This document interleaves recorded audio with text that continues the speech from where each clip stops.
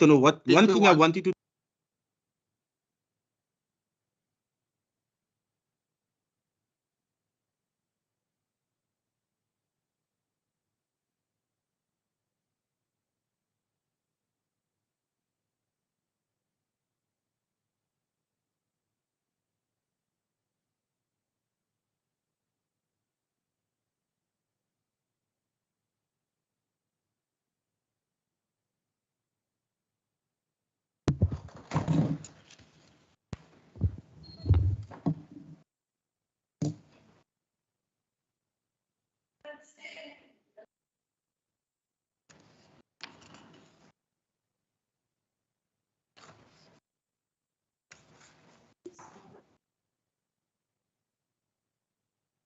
Final YouTube first. This one, two.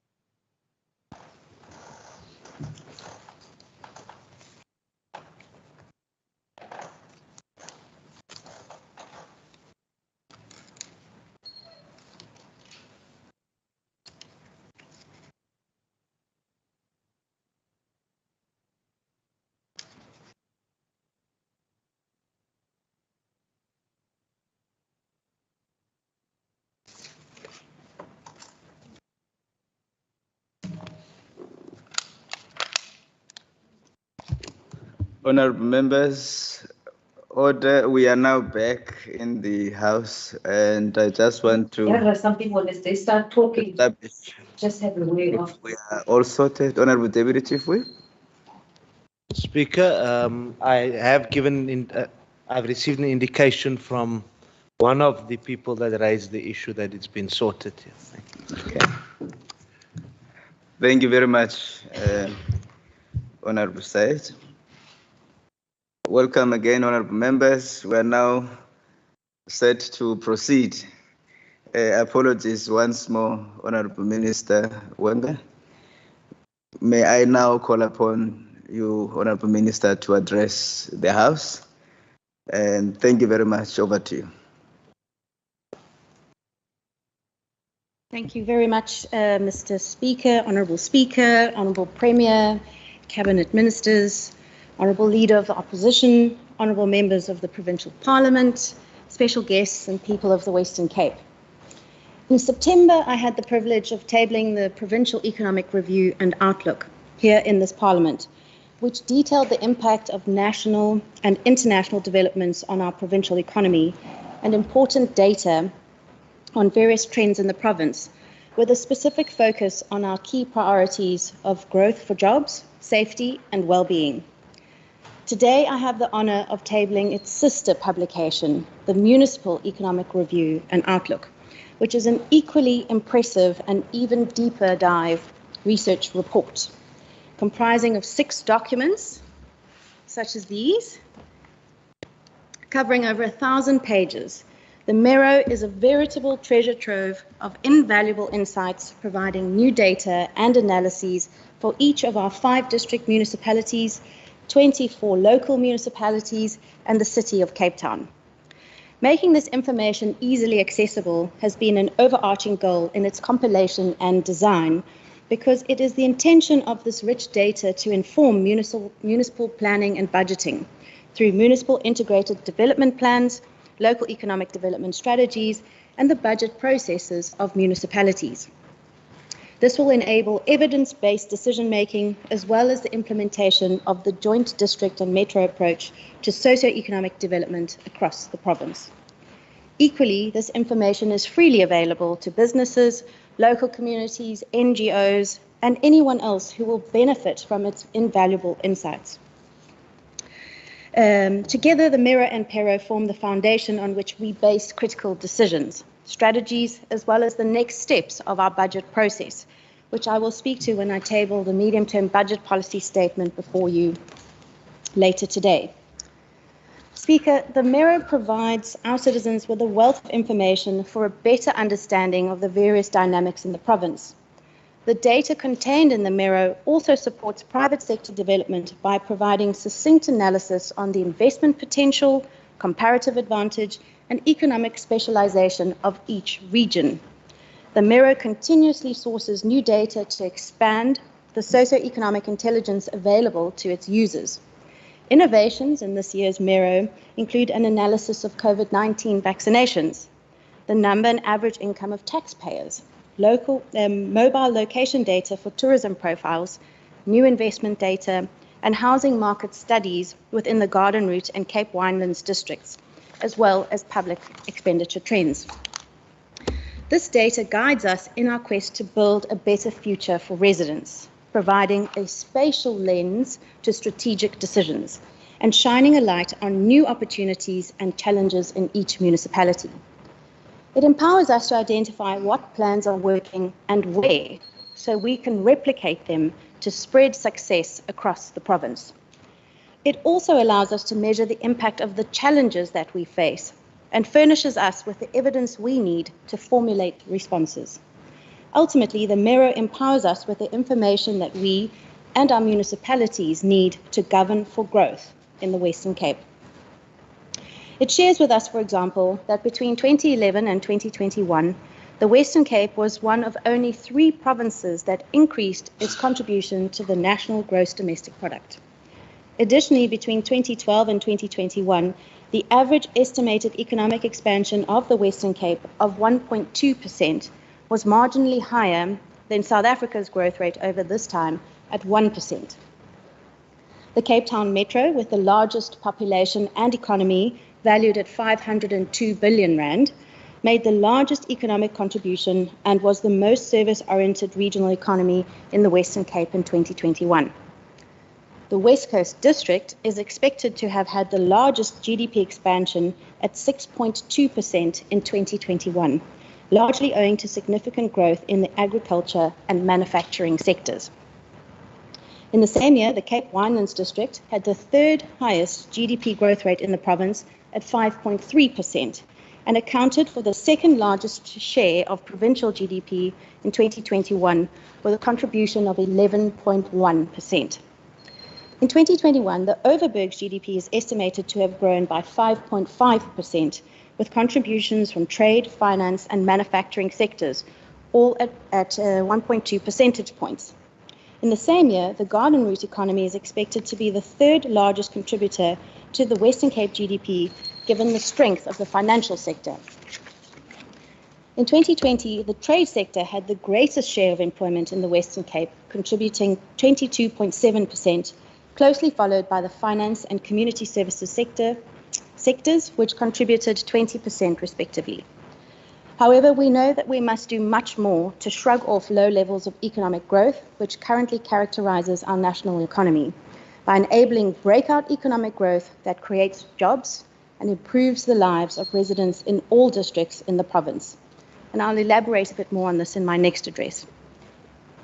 Speaker, as I'm sure Minister Ivan Meyer will celebrate, this Mero also sets out how the agriculture, forestry and fishing sector in the Western Cape expanded, with this sector in the Cape Metro increasing by 8.9%, followed by the West Coast at 8.6%, and overall the expected growth in this sector was 8.3% in 2021. I was particularly impressed with the fascinating information included on overall trade for each of the district municipalities, especially that 4 out of the 5 district municipalities, namely the Cape Winelands, Central Karoo, Overberg and West Coast, are net exporters, with the Central Karoo exporting goods to the value of 114 billion rand, almost 3 times as much as they import. Going forward, governing for growth will mean that we need to build on this success and further enhance trade opportunities with international partners so we can share more proudly Western Cape goods and services with the world. It will also require that the Western Cape ports, especially the Port of Cape Town, have sufficient capacity with high levels of investment in infrastructure. This is why the Western Cape government is working closely with stakeholders across the port logistics chain, all levels of government and the private sector, in order to unlock the port's full potential. This remains a top strategic priority, and we will continue to govern for growth by advocating strongly for private sector participation at the Port of Cape Town, as is currently the case for the Port of Durban and Ngqura. Speaker, one port of entry where we are certainly making progress in increasing connections is Cape Town International Airport, as a result of our successful Cape Town Air Access initiative. On Thursday evening last week, Premier Windi welcomed the United Airlines direct route from Washington, D.C. to Cape Town, which will not only bring in visitors, but also goods in the belly of the aircraft, with a potential of 648 metric tons of cargo between November and March of next year. This is very welcome news, given how hard the tourism and hospitality sector was hit during the COVID-19 pandemic. And with the new addition of detailed tourism data for each district, using mobile data to provide key insight into tourism trends in the province, the Mero shows us that the green shoots of recovery were evident in the Western Cape in 2021. What I found particularly heartening is the strong rebound in our domestic visitors, which is reflected by growth in bed nights. In 2021, the Central Karoo, Cape Winelands, and the Garden Route and City of Cape Town experienced an increase of approximately 12% compared to the previous year, and the West Coast by 13.5%. To ensure that we govern for growth by boosting these numbers further, we must remove the barriers that stand in the way of our tourism and hospitality sector, which is why we will continue to lobby for a remote working visa, ensure that national visa backlogs are addressed, and that the e-visa system is running efficiently. Speaker, as was the case with this year's Pero, the Mero also provides data insights into our priorities of well-being and safety. For example, it provides valuable information on access to formal housing, basic services, water, sanitation, and solid waste removal across all districts. Within the Western Cape in 2021, the Mero tells us that 96.6% of residents had access to electricity, 99.4% had access to basic levels of water, 95.2% to basic levels of sanitation, and 87% to refuse removal at least once a week. Overall, the Western Cape had the highest Human Development Index score in the country, at 0.71 out of a possible 1.0, which is also above the global average. This as we forecast population growth to increase in 2022, as it has over the last decade. With that said, we do also take note of concerning trends identified in the Mero. The first I want to share with you today is the increase in teenage pregnancies. These increased across all districts except for the Overberg district. The second, which is an ongoing focus of this government, is the year-on-year increase in multiple categories of crime following the lifting of the COVID-19 restrictions during 2020 and 2021. These demonstrate the importance of our safety and well-being budget priorities in the Western Cape government, and we will be leveraging this data to respond with targeted strategies in our communities. Speaker, we're also concerned about the impact that deteriorating economic conditions and the budget crunch nationally will have on municipal budgets, especially capital budgets. This is only worsened by the impact of load shedding, which further erodes revenue streams for municipalities. Municipalities will need to strengthen their own revenue generating capacity to proactively seek alternative funding for infrastructure developments that will stimulate growth and improve service delivery at a local level. I can give them mine and Minister Brudel's continued assurance that they will have the support of our Provincial Treasury and our Department of Local Government. We will support vulnerable municipalities to stabilise, and we will focus on assisting our local governments to leverage their services to enable growth in our province. Speaker, with over 1,000 pages of information, it's difficult to do these documents justice in such a short period of time. I certainly encourage members of this House to engage with the content so that we can come up together with innovative solutions to the challenges faced in our communities. For our part, the Western Cape Government will be taking this information to every district through the district coordination forums. I'm also pleased to announce that I will be establishing a provincial budget and governance forum with all finance MACO members across the province, with the first meeting taking place next month. The Mero will be unpacked in this forum so that we can land responses to municipal budget processes. Speaker, in my travels across the province, I've placed so many wonderful, strong, resilient and innovative people. I feel so lucky not only to call this province home, but also to have the honour of serving its citizens. It is indeed a privilege to work with the legislature and my Western Cape government colleagues to ensure that this beautiful and unique place reaches its full potential. At the end of the day, the Mero empowers us with the data and evidence we need to do just this, so that we govern for growth, and so that we enable opportunity, and so that we deliver the safety and well-being that our communities need to thrive. It is therefore my pleasure to table the 2022-23 Municipal Economic Review and Outlook for consideration and deliberation in this Parliament. I'd like to thank the Local Government Budget Office within the Provincial Treasury for their immense effort in putting together this remarkable research report, and especially their commitment to making the information easily accessible through creative design, layout, and especially the superb infographics will be shared with all of you shortly. I'd like to express my sincere gratitude to the entire Team Finance under the leadership of the head official, David Savage. The immeasurable contribution made to supporting municipalities with both the Pero and the Mero so that they can govern for growth. And of course, to all our mayors, deputy mayors, and MACO members, as well as municipal officials who are on the front line of service delivery in the Western Cape, thank you for all that you do for the people of this province.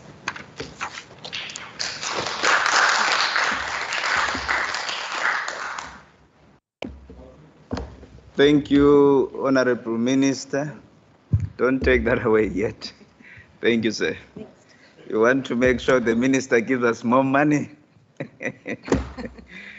Thank you, Honorable Minister. The Municipal Economic Review and Outlook, which is MERO, will now be referred to the relevant standing committee for consideration. The Secretary will now read the first order of the day. Introduction and first reading, Western Cape Adjustments Appropriation Bill, B 2022, and Medium-Term Budget Policy Statement, MTBPS. Thank you, Mr. Secretary. Honorable members, I now recognize the Honorable Minister of Finance. Minister, over to you.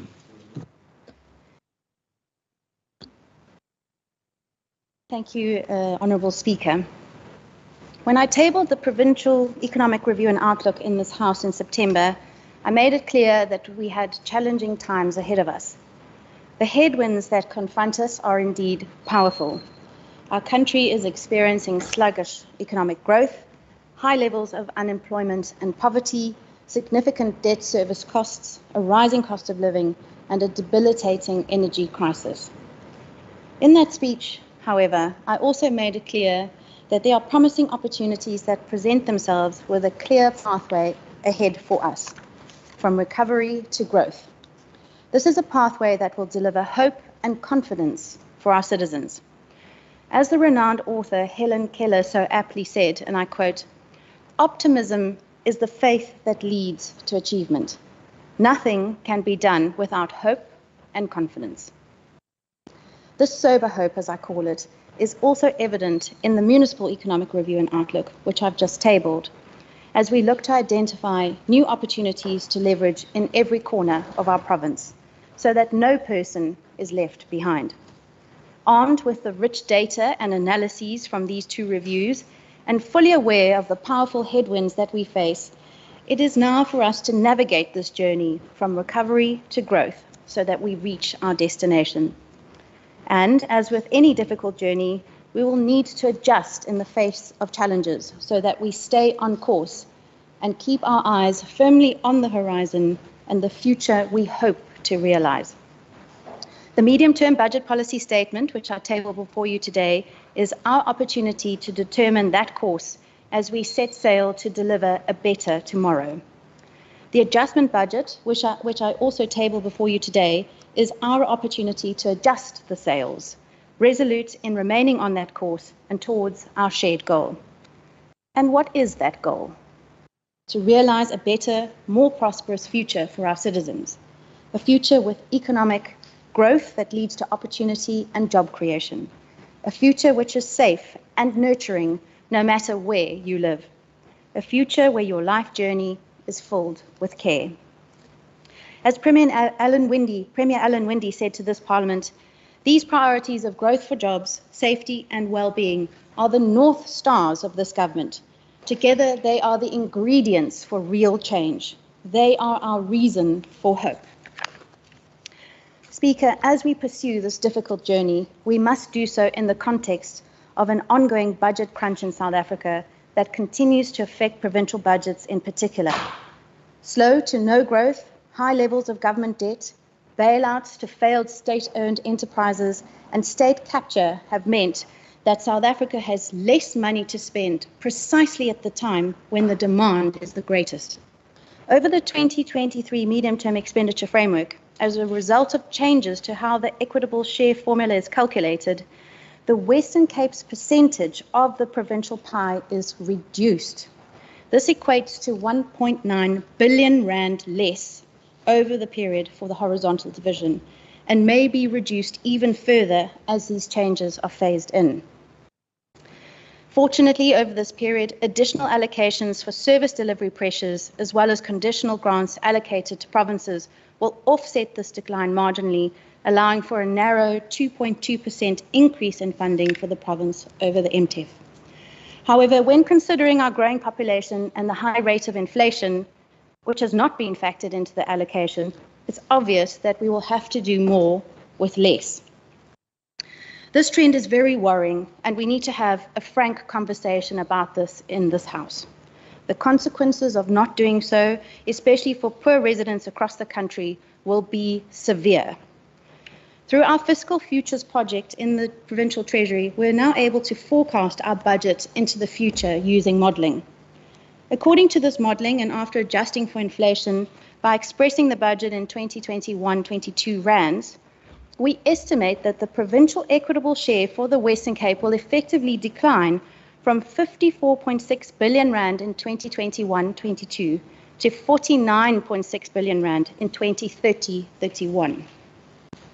Over the same period, it is estimated that the city of Cape Town will grow by 882,000 people, equivalent to the population of Mangaung, while the Western Cape will grow by 1.25 million people, or the equivalent of the population of the Nelson Mandela Bay Metro. To put it simply, we will likely be receiving less money to respond to what will be significant pressures on frontline services. The consequences of this gap could be catastrophic. The hard truth is that the national government is trying to clean up the mess created by years of state capture, corruption, and mismanagement by squeezing provinces on the front line. It is a dangerous exercise. And so it makes me very angry to hear that the national government's medium-term budget policy statement that some 30 billion rand will be provided to stabilize state-owned enterprises. If that amount had instead been distributed to provinces to deliver frontline services using the provincial equitable share, the Western Cape would have received 3 billion rand more this year, almost equal to our health department's infrastructure budget for the next 3 years. Is quite frankly unjustifiable. Speaker, another area of concern regarding our provincial equitable share has been the decline in our share of funds distributed by the health component of the formula. Instead of acknowledging and incentivizing the innovation which our Department of Health has championed, such as through telemedicine and home medicine deliveries, we are effectively being penalized for it because the data is excluded in the calculation.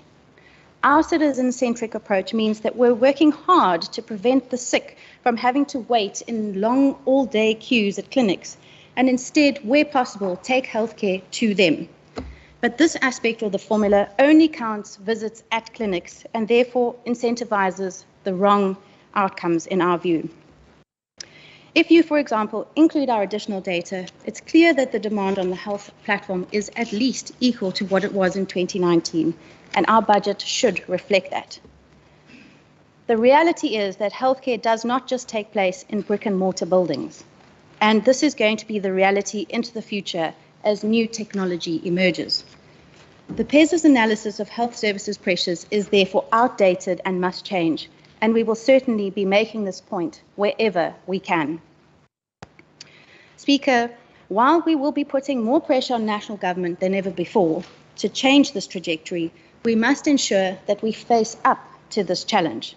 We must, as George Washington said, consult our means rather than our wishes. Making these tough choices and difficult trade-offs will require us to be guided by sound budget principles so that we can remain on course from recovery to growth. These principles, in effect, are the compass that we will use to navigate the stormy seas that await us. We will do so firstly by acting to protect our core mandates so that we deliver life-saving and life-changing services such as healthcare, basic education, and social services. Secondly, this government will focus on programs that maximize impact in our priorities of jobs for growth, safety, and well-being. Within the Western Cape government, this also includes a focus on innovation, organizational culture, and effective governance. Thirdly, we will act to enhance our government's productivity by relentlessly focusing on doing more with less, delivering value for money projects. We will also continue to review and propose measures to streamline functions and activities across departments and with municipalities through improved coordination and functional reassignment. And lastly, this government will act to protect the long-term fiscal sustainability of the province by ensuring that we rebuild reserves over the medium term so that we remain resilient to shocks, and by continuing with our cost of employment strategy to manage headcount in our administration. Steered by these principles and guided by our North Star priorities, we have a framework for hope, a plan to prepare for the future that we want to realize so that every person can live a life that they truly value. To give effect to this framework for hope, the medium-term budget policy statement adds a total of 1.28 billion rand to spending over the next 3 years, bringing the total estimated expenditure for the Western Cape over the 2023 MTEF to 230.82 billion rand. Firstly, to deliver on our priority for growth, priority of growth for jobs, we will add 466.5 million to the new infrastructure and mobility departments over the MTEF, while 257.3 million rand will be added to our education and health departments to expand critical infrastructure.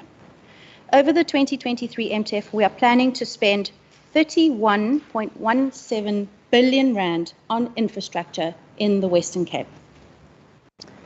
With low levels of economic growth in South Africa, worsened now by load shedding, it's critical that we help unlock much higher levels of economic growth in the Western Cape so that we can create opportunity. It is for this reason that we are currently formulating a new growth for jobs strategy for the province that will be finalized before the end of the financial year.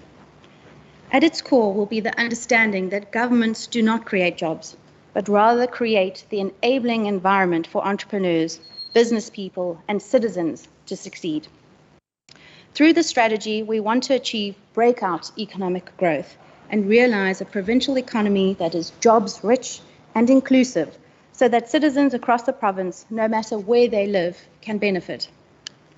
And we want to do this through enablement, by providing the foundations for growth, by investing in infrastructure, energy and water, transitioning to carbon zero, unlocking housing opportunities, and building reliable, safe roadways, as well as delivering skills for the economy, all the while making it easier for businesses, big and small, to trade in the Western Cape. As we shift to this new strategy over the MTEF, we will look to adjust our sails so that we can achieve this objective. And I look forward to making further announcements in the main budget in March next year. Speaker, I was informed this morning that according to Eskom's Push app, which I'm sure you all follow as closely as I do, that South Africa has now experienced 2,932 hours of load shedding, or the equivalent of 122 days of interrupted power supply. Let me repeat that. we have deprived our country's economy of the energy it needs to grow for 1/3 of this year, and the year is not over yet. As we entered stage 5 load shedding this week, it's clearer than ever before that we face a national emergency on the same level as the COVID-19 pandemic. And like the COVID-19 emergency, it requires urgent response. We therefore welcome Premier Alan Windey's establishment of a cabinet-level energy council to coordinate immediate action over the next year as the energy crisis worsens. This council brings together government, citizens, businesses, and civil society, leveraging the lessons that we learned during the pandemic. This coordination with interventions over the short term will be key, while we continue to put the foundations in place over the medium term for an energy resilient future through the Municipal Energy Resilience Initiative. This program is making important strides in unlocking energy opportunities by enabling municipalities, businesses, and households to generate, procure, and sell power. I'd like to use the opportunity to share some of the updates with you this morning.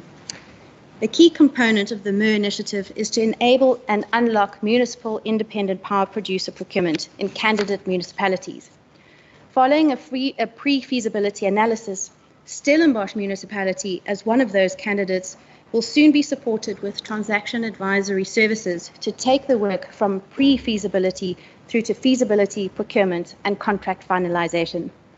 In parallel to this process, a business case for a pooled buying mechanism is being developed, aimed at providing a lower risk and lower cost municipal IPP procurement to multiple Western Cape municipalities.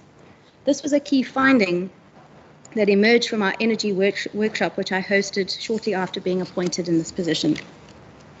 To enable the private sector, work is also underway to map out large private sector energy users' current energy use and demand growth projections, as well as the alternative energy supply interventions and plans. During 2023, the intention is to map this information against municipal grid capacity to enable and fast-track private sector implementation of small-scale embedded generation and electricity wheeling solutions where possible. And to support municipal readiness, in the last year, the Western Cape Government has provided funding to 10 municipalities for 16 foundational energy studies, including the development and updating of electricity master plans and cost of supply studies. We are now also in the process of having standardized legal agreements drafted for the use of municipal grids in wheeling transactions. Day by day, these efforts by our MER team are helping to ensure that we have systems in place to generate an additional 500 megawatts of power for the Western Cape by 2025. And we'll constantly be looking at ways to focus, innovate, and scale up so that this moves quicker. Speaker, secondly, to deliver on our safety priority, we will allocate an additional 200 million rand over the MTEF to continue the Law Enforcement Advancement Program, ensuring that boots on the ground in crime hotspots continue to save lives. This brings the full allocation for LEAP over the 2023 MTEF to 900 million rand. This is because areas where LEAP officers were deployed showed an overall 3% reduction in the murder rate for the first half of this year when compared with 2019. In the context of chronic police under-resourcing and high levels of policing inefficiencies, this data-led intervention remains a strategic priority for this province. We, however, know that law enforcement is only one side of the equation and that we need to address both the causes and the consequences of crime. That is why we will also focus on the violence prevention pillar of our safety response by strengthening relationships between caregivers, better support for youth at risk, reducing alcohol-related harms, and preventing gender-based violence. We will do this by using our rich health data so that we can develop targeted responses that work in communities. I'm also pleased to note that another critical element of our safety response, which is to leverage our constitutionally mandated police oversight role, is being ramped up with an organizational redesign underway in the Department of Police Oversight and Community Safety to enable this new emphasis. Because we know that if the SAPs have the resources they need to do their job properly, many more lives will be saved in the Western Cape. Speaker, lastly, to give effect to this framework of hope, we will add 246.54 million rand to the well-being priority over the MTEF to support a comprehensive response to the very real social distress being experienced in our communities. This includes funding for an additional 170 social workers in the Western Cape. Overall, health and education will receive the lion's share of the Western Cape's budget, with a combined allocation of 168.9 billion rand, or 73% of the total budget over the period. Our approach to this priority is to ensure the well-being of every citizen throughout their life journey, so that they have dignity, so that they are cared for when they are ill or in distress, and so that they have the opportunity to pursue a better future. We will do this by ensuring strong foundations, building social cohesion, meeting basic needs, and protecting human rights. We will also improve access to ECD facilities, respond to learning losses in our education system, while protecting and nurturing psychosocial well-being in our communities. A key focus area will also be to re-establish comprehensive healthcare in the context of the normalization of our COVID-19 response, with a new emphasis on non-communicable diseases such as mental health. I'm particularly excited to note the progress made in the preparation of a new tertiary hospital on the Tygerberg Hospital site, with the first National Treasury approval granted in terms of the private-public partnership regulations under the Public Finance Management Act. To prepare for this multi-billion rand partnership, we have ring-fenced 995 million rand in the Asset Finance Reserve over the MTEF, so that we are prepared to deliver on our financial commitments. Speaker, as we set course to realize this better future and face the powerful headwinds ahead of us, we also need to ensure that our vessel, our vehicle for delivery, can rise above the swells and sail through the storms. This is precisely why Premier Windy has put a strong emphasis on a fourth guiding priority for the Western Cape Government, and that is to ensure innovation, a thriving organizational culture, and effective governance in our public service. By leveraging technology, through encouraging a citizen-centric approach to our work, and by finding new and better ways to solve problems, we want to empower our employees in the provincial government to make an even bigger difference. And in doing so, we want to ensure that our systems and processes help and not hinder the growth we have set out to achieve. With an exemplary clean audit record in this province, again demonstrated in the audit results of the last financial year, we now also need to step up a gear by ensuring that we move with speed and scale in improving the quality of service delivery in the Western Cape. The province's procurement planning toolkits and in-house developed e-procurement solution will play a critical role in achieving this objective, and is a demonstration of how we are embracing technology to improve supply chain management. Speaker, as the damning Zondo Commission reports on state capture proved, corruption is the enemy of progress. Corruption, as Pope Francis so powerfully put it, is paid by the poor. While the Western Cape's clean governance record is excellent, we know that we must continually find ways to strengthen our governance platform, ensuring strong oversight mechanisms and transparency. Corruption must never be allowed to rear its ugly head in this government.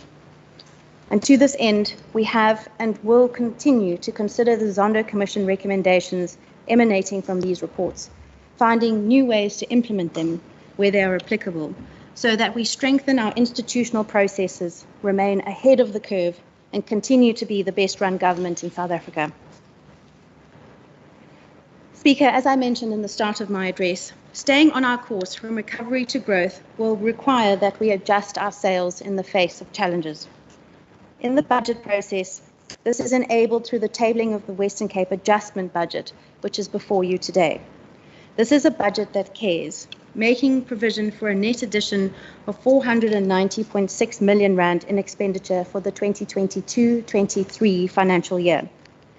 In the face of high levels of unemployment brought on by the pandemic, there are many citizens who are battling across our province. They do not know where their next meal will come from. they are unable to find work and to provide for their children.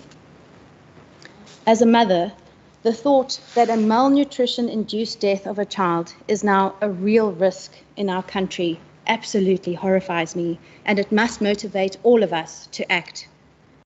To ensure that we respond to these pressures and provide the care our citizens deserve, 43.92 million rand will be allocated to fund additional social workers and alleviate pressure on caseloads. A further 25 million rand has been allocated in the short term to fund food relief initiatives. Another key focus area covered by this adjustment budget are our infrastructure and mobility priorities, which are critical for job creation. 196 million rand is allocated to the Department of Transport and Public Works to, amongst others, improve transport safety and to cover the operational cost of Go George. A further 128 million rand will be included for infrastructure programs, including for the upgrading of road infrastructure. Overall, in 2022-23, to keep us on our course from recovery to growth, we will have allocated 54.75 billion rand to our well-being priority, 15.87 billion rand to our growth for jobs priority, and 2.65 billion rand to our safety priority. Speaker, embarking on this difficult journey will also require that we prepare to respond to the storms that we had not foreseen emerging, and by making sure that our vessel is robust and can weather any challenge. After experiencing a once-in-a-century drought and then a once-in-a-century global pandemic, we know too well that being prepared is essential. It is for this reason that we will recharge our provincial reserves with 1.46 billion rand being allocated for unforeseen and unavoidable expenses, which includes a contingency for unforeseen disasters, enabling a rapid and decisive response should they occur. One of the risks that we will need to manage is the uncertainty created by the ongoing wage negotiations with public sector unions led by the national government. While we welcome the commitment by the national government to cover the cost of any wage agreement reached and to not pass the cost on to provinces, the current allocation for the wage increase is only for the 2022-23 financial year. This means, in effect, that we've been forced into one-year budgeting, unable to plan for spending over the MTEF. This creates high levels of uncertainty for our departments. We are closely monitoring developments and will continue through the Budget Council to engage with the national government to ensure more certainty can be provided into the future. For our part, we are also ensuring that we manage our cost of employment spending, which is our largest spending item. If left unchecked, it will result in less money going towards programs that will make a difference in the lives of our citizens. So far, prudent COE management has resulted in the Western Cape government having the lowest number of employees per capita in comparison with other provinces, yet offering undoubtedly the best service packages. We will continue to implement our COE strategy with care by taking a differential approach across departments so that they can manage their own headcounts and effectively deliver on our key service delivery priorities. Speaker, I have today shared how this government will set out on a pathway from recovery to growth so that we realise a better future for our citizens. There is no doubt that the course ahead of us will have many challenges and that the headwinds will be strong. But there is every reason to have hope and confidence. We have to guide us our North Star priorities of delivering opportunity, safety, and well-being for our citizens. We have to steer us our budget principles so that we stay on course during challenging times ahead. We have a vessel that is being strengthened to do more with less, so that we provide the quality services our citizens deserve. We can adjust our sails, as we have done now, so that we respond to the needs of our communities. And we are ensuring that we can withstand storms that have yet to come, so that we will, in the end, reach our goals. This is our framework for hope, a plan to realise a better, more prosperous future for our citizens. In closing, I'd like to recite one of my favourite poems by Emily Dickinson to inspire us on the journey ahead. Hope is the thing with feathers that perches in the soul. and sings the tune without words and never stops at all. Speaker, it's my immense pleasure to table before the Provincial Parliament today the Western Cape Adjustments Appropriation Bill 2022, the Western Cape Adjustments Estimates of Provincial Revenue and Expenditure, the Western Cape 2022 Draft Notice, Additional and Amended Allocations to Municipalities, the Overview of Adjusted and Municipal Infrastructure Investment 2022, and the 2022 Western Cape Medium-Term Budget Policy Statement. All of these for discussion and deliberation in the Western Cape Provincial Parliament and its committees. I would like to thank our captain, Premier Alan Winde, for his wisdom and leadership, and to extend my heartfelt gratitude to my fellow cabinet colleagues for their support during this budget process. I'd especially like to extend a big thank you to our world-class Treasury team who have burned the midnight oil to ensure that we present such excellent documents for your consideration. We applaud their efforts today. I'd also like to thank the Ministry, the A-team under the leadership of Mr. Russell Bruton for the tremendous work they've done in support of these important milestones. And finally, I'd like to thank and acknowledge the wonderful support that I receive from my family, who are indeed my inspiration. Thank you.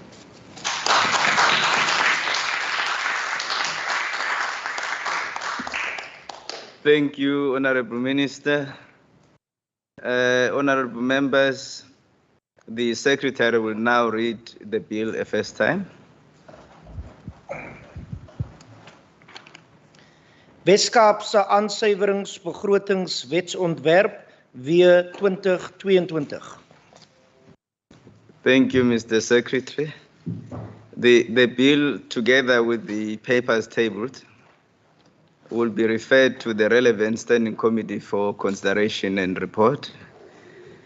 Honorable members, we now move to the question paper. Thank you, Honorable Minister, once more. I know we overworked you this morning, but you know it comes with the pace. Thank you.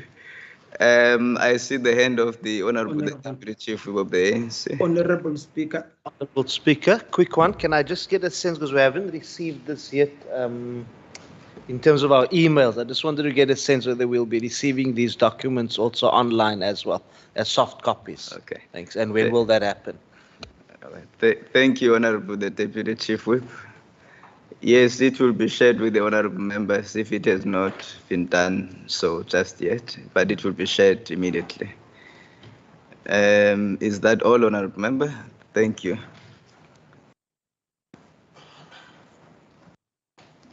Oh, the Honorable Mvimbi. Honorable Mvimbi, you want to address the presiding officer? Yes, thank you very much, Honorable Speaker. I'm raising in terms of Rule 66, which is a point of order, but also in terms of Rule 201. But also, Honorable Speaker, I take it that now we are going to go to questions for oral reply. Thank you, Honorable Mvimbi. Rule 66 and Rule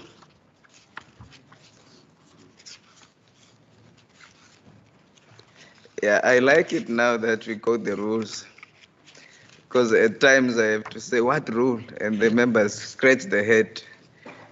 Now I hear that the honorable members is quoting the rules. It's encouraging. So what is the point of order, Honorable Mvimbi? Because we are getting to the questions. That is the next order here before us.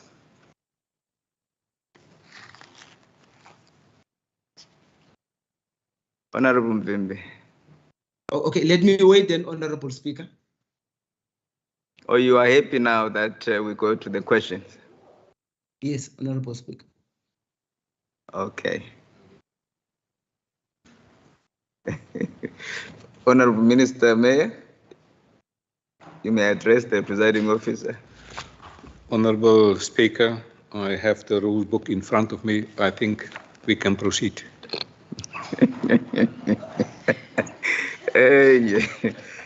Order, Honorable Minister. Thank you very much, honorable members. May I draw the attention of the honorable members that the question paper before us, there are questions from 1 to 4, we will not be dealing with those questions. The Honorable Premier asked to be recused. He's got to be excused. He's got other commitments. But from question number 8, which is the questions that stood over from the sitting of the 8th of September 2022 as agreed to by the House, is where we will begin. And the first question, as it reflects on the question paper, is by Honorable Christians. I see Honorable members still On a point of order, then, Honorable Speaker. Order, Honorable Member, let the Speaker finish and then you will be given the opportunity. The question is by the Honorable Christians to the Honorable Minister Allen, which is the Minister of Police Oversight and Community Safety. Before I recognize the Honorable Minister, there is an order that is raised by Honorable Mvimbi. What is your point of order, Honorable Mvimbi? Thank you very much, Honorable Speaker. As we are dealing with questions for oral reply, and as you've indicated that it was a continuation of the meeting that was abruptly aborted in the previous sitting of the 10th of November. Firstly, we will have actually, as we are actually going to continue, we will have actually have expected maybe there was going to be a report as to the outcomes of the reason for the abortion of that previous session, but also, Honorable Speaker, noting further that there was the questions for oral reply were actually there were questions that were going to be raised to the Honorable Premier, and the Honorable Premier has chosen not to be present at the meeting for reason that you have actually expected.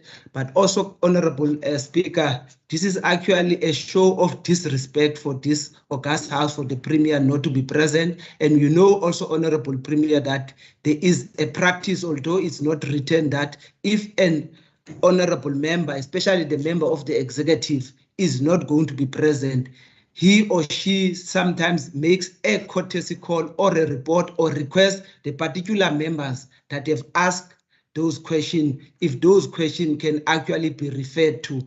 So, but then I would like actually, Honorable Speaker, to put it on record that Member? Yes, you may proceed. I said that to conclude. Myself, as one of the people who have been who are on the list in terms of asking questions, there has been no communication that has been sent to me, either formally or informally, either in writing, because normally some of these are done out of in a courteous manner. I have asked questions for oral reply in the past to quite a number of executive members. Those executive members will either make a courtesy call to me and say that, please, can we refer this? And in most instances, I have always actually complied with their request that they said, because I think it was just in the manner in which we all want to be cooperative. But then, Honorable Speaker, it is very disappointing that the number one of the province, when we are supposed to actually answer in this House, he chooses first to be absent and also makes no contacts to the people that have asked questions. Thank you, Honorable Mvimbi. Order, Honorable Chief, will you please take your seat? I will recognize you now. Firstly, the Honorable Member is correct to say that ordinarily a member that will not be present will give the questions if that is so, if he or she deems fit, to a member of the executive to deal with them. But there was a request by the Honorable Premier to be that he will not be able to join us here this morning, which I then noted that as a request made to me formally. But also, if I could just say, I was not the presiding officer on the sitting of the 10th of November.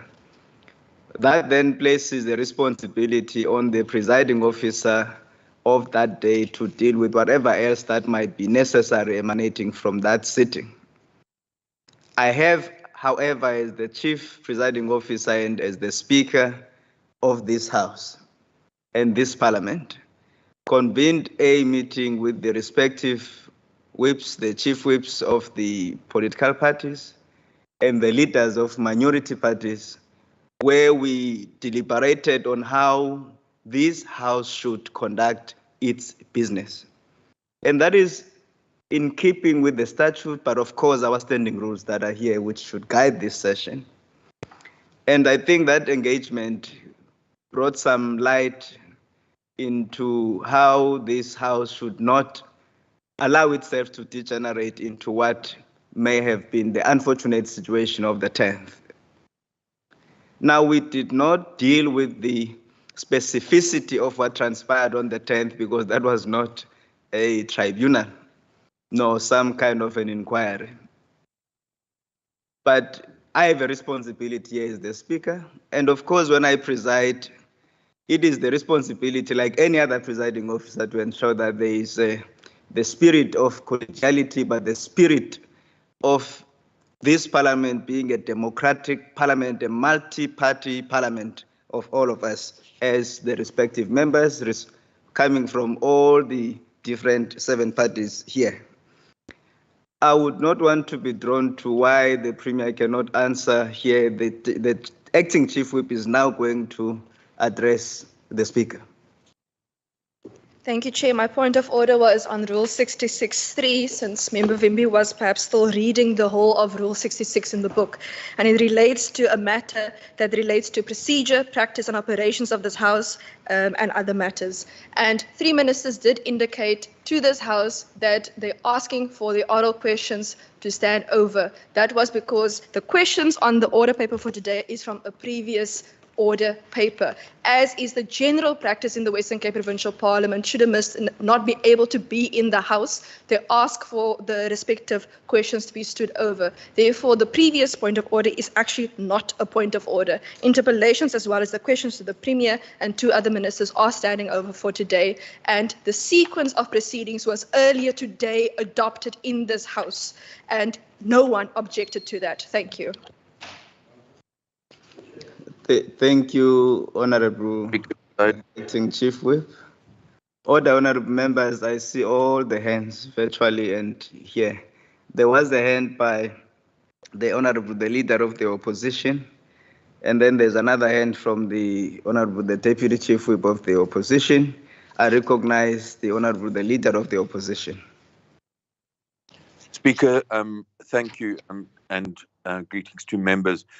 Speaker, just to address you on this point, I'd like to thank you for explaining your attempts to convene a meeting so that we maintain order in the House. I think all of us have an interest in making sure that what happened at the last session is not repeated, and that we establish order and decorum, but that we also look at the issues which lead to these situations. But I think your efforts are appreciated in terms of that particular intervention, responding to the letter which we wrote to you.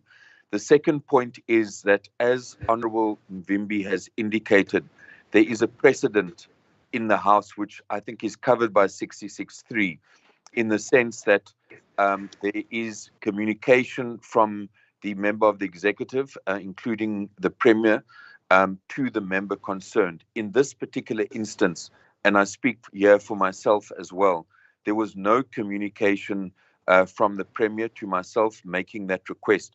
We all know that the President never misses questions in the House, and I think that we need to raise our concern that the Premier is accountable to this House. He was elected by this House, and needs to follow the convention which has been set in this House. Thank you.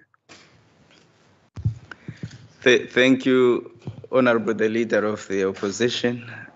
Just to address that point, Honorable the Acting Chief Whip, ordinarily ministers would talk to the members asking questions. I also want to ask now, as the Speaker, the Leader of Government Business to address this House. Thank you, Honourable Speaker, and thank you to the members who asked this particular questions. There is a convention in this Cabinet, but also in this House, that whenever a member of the Executive is not available, that member contacts through the office of the various members. That convention still stands. That convention is the practice, and it is a practice of good governance.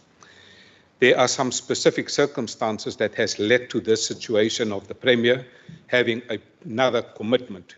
And that commitment he has made towards meeting people. But if the situation was under control in the previous session, it would have not have been happening that is currently happening. So we have to collectively, and as the leader of government business, I take collective responsibility for what has happened and the presiding officers for what has happened. And every member in this House was jointly responsible for what has happened in this House. And so that situation has led to the current situation where the Premier is not here today. But unlike what is happening in some other parts of the country, this is the only Premier that receives questions to the Premier without notice. And he is committed, as per the values of this government, of accountability. He will come back to this House. He is not avoiding accountability. The principle of this Cabinet is accountability and integrity. And the Premier will come back to the House at an appropriate stage. If there was any misunderstanding in some communication, as leader of the government business, I apologize and I ask us to proceed. Thank you, Honorable the Leader of Government Business. There is an apology, Honorable the Leader of the Opposition and the rest of the honorable members in the House. Apology accepted, Honorable Speaker. Thank you very much. That is leadership, and I really appreciate the collective wisdom that the leaders of this House are able to showcase, so that we're able to have a parliament that functions without us being seen as one of the worst examples we've seen elsewhere in the world. May I now at this point proceed? Thank you. Then the first question by Honorable Christians to the Honorable Minister of Police Oversight and Community Safety, the Honorable Minister Allen. Are you able to address us, Honorable Minister Allen?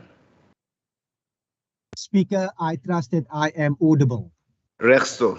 You may proceed, Honorable Member. Baie dankie, Speaker. Speaker, through you, I wish to thank Member Christians for this particular question with regard to why law enforcement officers were called out to Heathfield High School on the 16th of August. There is a memorandum of agreement between the Western Cape Education Department and the City of Cape Town Law Enforcement Department, where law enforcement are deployed via the school resource officers at schools identified by the department. The Western Cape Education Department and the management of Heathfield School met with law enforcement management and requested law enforcement to assist with challenges where learners entered the school with dangerous weapons and drugs. What we have further noted in that there has been communication via the Minister of Education in the Western Cape, and we indicated that on the 17th of August, the following day after that particular happening, that parents were informed that they should keep their children at home for that particular day.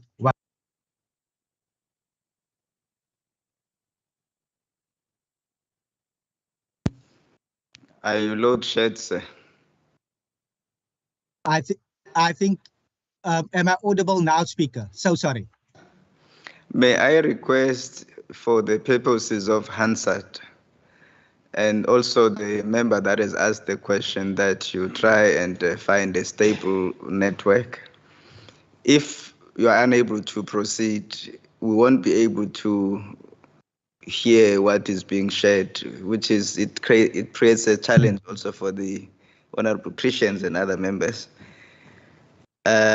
Speaker, just test whether you can continue smoothly You can Speaker, try, I Minister. trust that you can hear me now, Speaker. Yes, clearly, sir. You may proceed. We sadly have a scenario where ESCOM is putting many residents at risk due to a disruption in our electricity. But let me continue. Speaker, with regard to what has happened, I have indicated initially that there is a memorandum of agreement in place, but also that the management of the school, together with law enforcement management, requested law enforcement to assist with challenges when learners enter the school with dangerous weapons and drugs.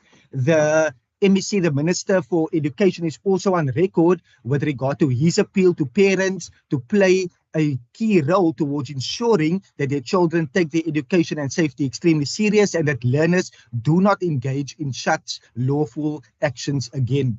And obviously, Speaker, we must state that those that continue to disrupt the school environment should be facing disciplinary or further legal consequences in such matters. Thank you. Order, honorable members. I know that the first member to ask a question will be the member who raised the question in the first place. It's okay. You're safe here. And then after which I will recognize the next speaker will be Honorable Said. And I don't see other hands. So in that order, Honorable Christians. Thank you, Speaker, and thank you to the Minister for that answer. Minister, the problem is when we look at the Heathfield High School, you know, members in this House play politics with the lives of our children.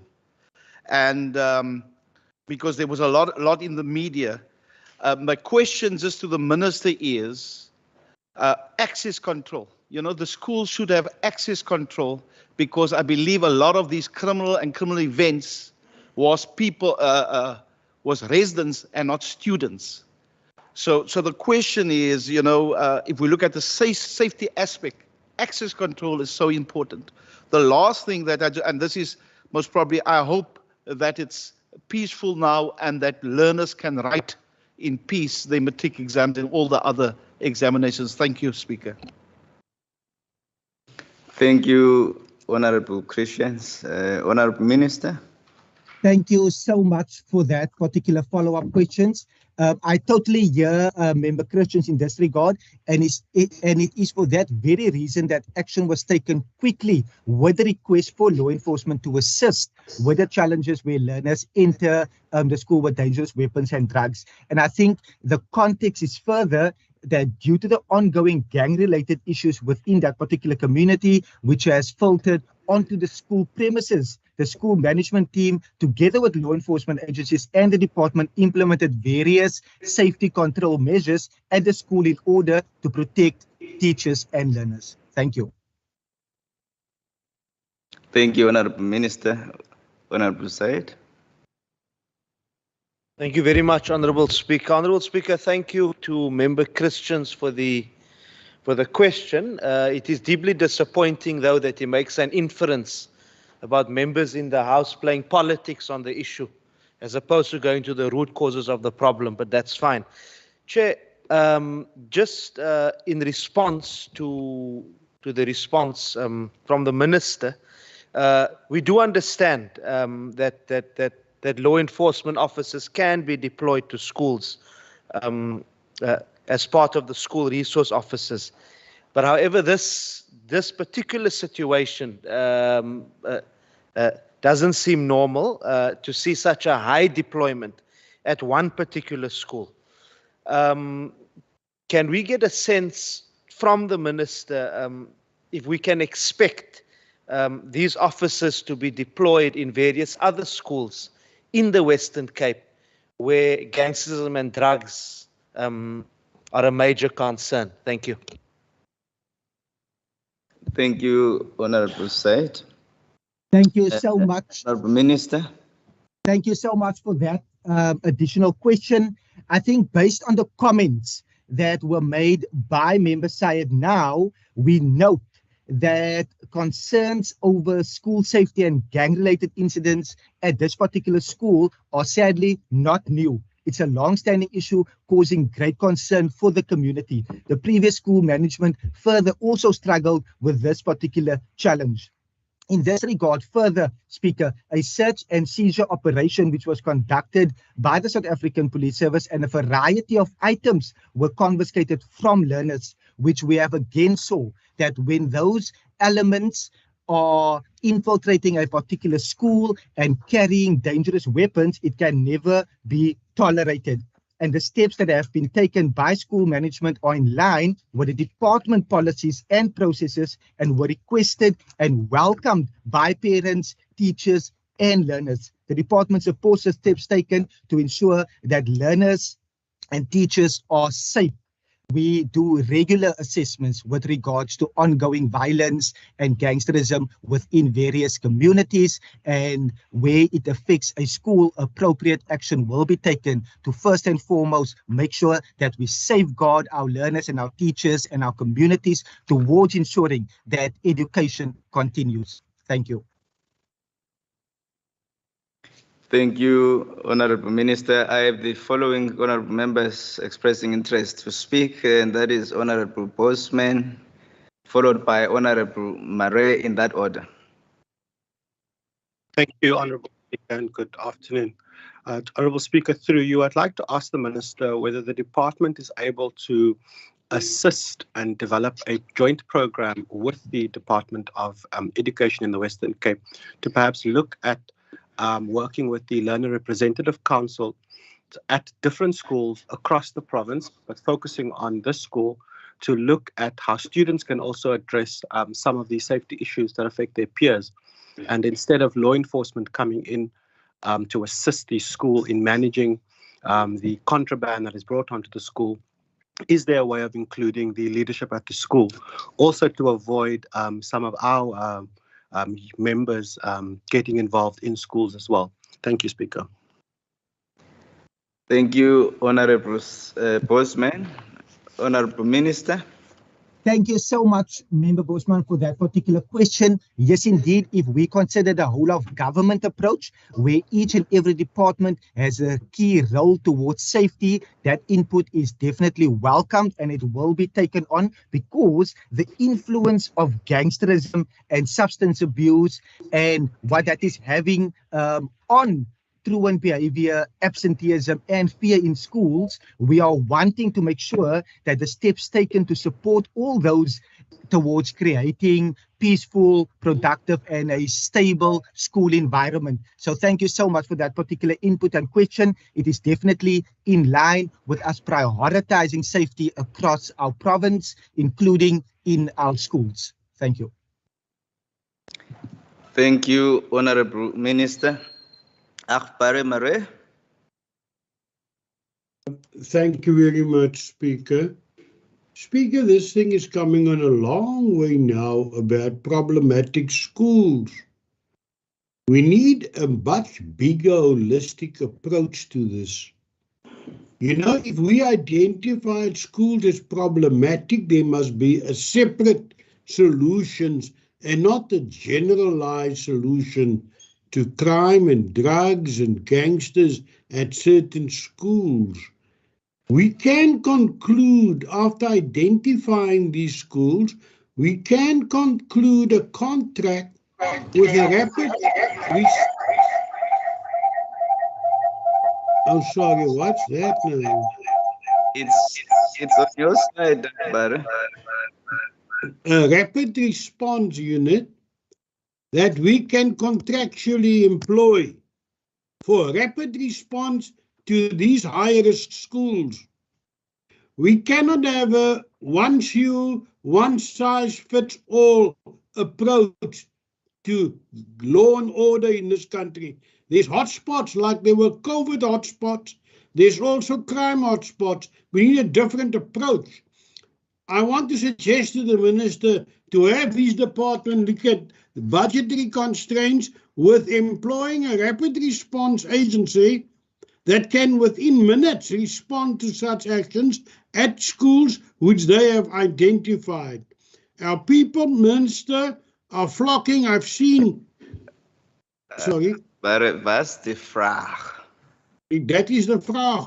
Will you consider it, Minister, to have a rapid response unit instead of just SAPs that can quickly respond to such happenings with gangsterism involved at our schools? Payadangi Afparimare, Minister.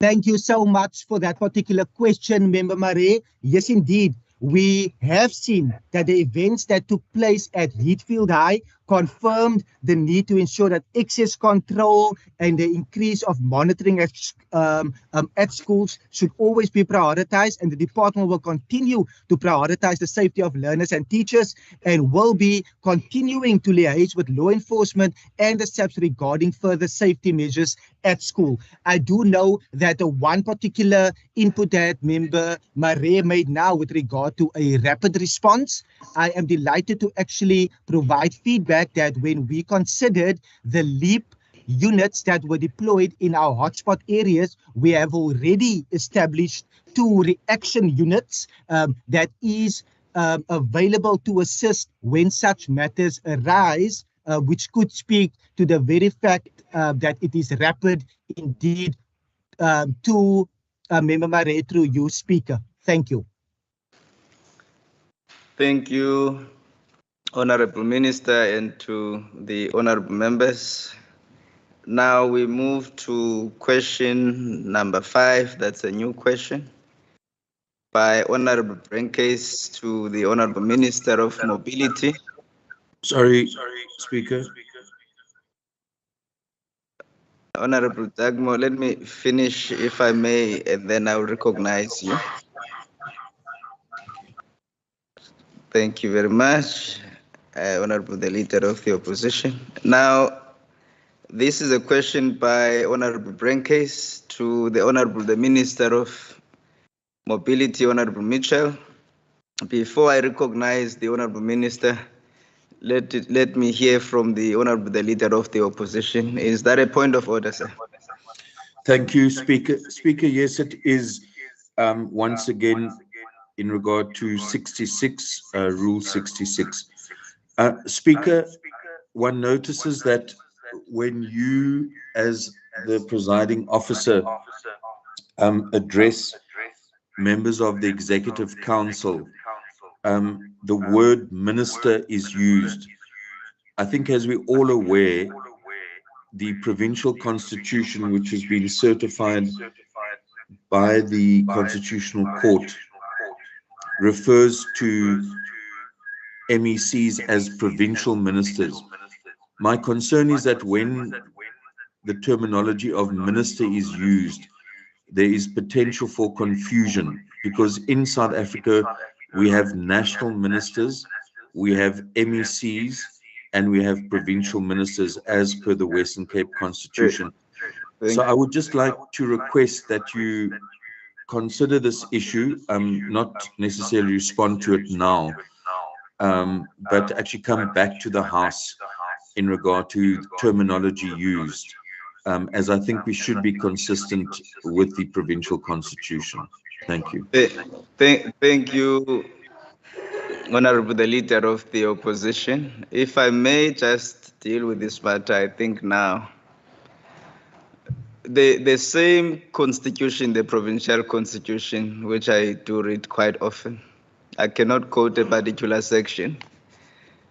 It then says that, therefore, the members of the Executive Council in the Western Cape shall then be referred to as ministers. So I do not see the conflict in terms of the Constitution of the Western Cape as it stands with the remarks and the reference thereof to the cabinet members in this province.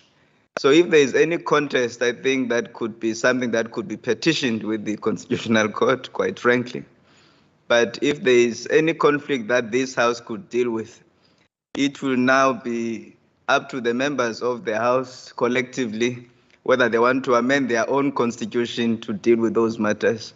But as I sit here as the presiding officer, I may not assume the authority that I do not have. I now want to also request the Leader of Government Business is raising his hand. Achtbare spreker, ek sit hier met die provinsiale grondwet van die Wes-Kaap, spesifiek hoofstuk 4 van die Wes-Kaapse provinsiale grondwet. En soos die achtbare lid van die amptelike oppositie aandui, hy is korrek. Hierdie grondwet is gesertifiseer deur die grondwetlike hof, wat die hoogste hof is in Suid-Afrika, en die bepalings van die provinsiale grondwet waaronder hierdie raad funksioneer in samewerking met die grondwet van die Republiek van Suid-Afrika. En toe hierdie grondwet gesertifiseer was deur die grondwetlike hof, was die bepalings van die nasionale grondwet die primêre oorweging om seker te maak dat daar geen konflik is tussen die nasionale grondwet en die provinsiale grondwet nie. Die sertifisering wat gedoen was deur die grondwetlike hof het bepaal dat in terme van die Wes-Kaapse regering sal die uitvoerende gesag bestaan uit, en ek lees artikel 35, subartikel 1 en 2, die uitvoerende gesag van die Wes-Kaap berus by die premier. Subartikel 2, die premier oefen die uitvoerende gesag gesamentlik met ander provinsiale ministers deur onder andere volgende funksies. Maar ons is nie getroud met titels nie, maar ons is getroud met die bepalings van die grondwet en ons eerbiedig die grondwetlike bestel in Suid-Afrika. Daarom, vanuit 'n pragmatiese oogpunt, wanneer ons vergader, Honorable Said, wanneer ons vergader met ons nasionale kollegas, die nasionale ministers, when I write a letter to Minister Toko Didesa, I will write MEC to create no confusion. We have no problem to recognize it. They were legitimately elected. In terms of constitutional democracy, I'm happy to do that. When we write letters to anybody outside in the national domain, we are not married to titles, but we are married to two things. We have two wives, two husbands.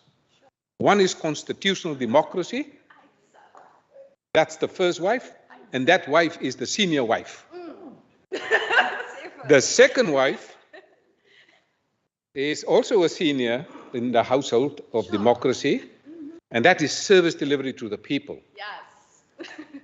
The wife that does not matter is the title. So this is what this government is committed to.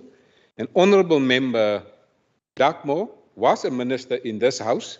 He never objected during that time.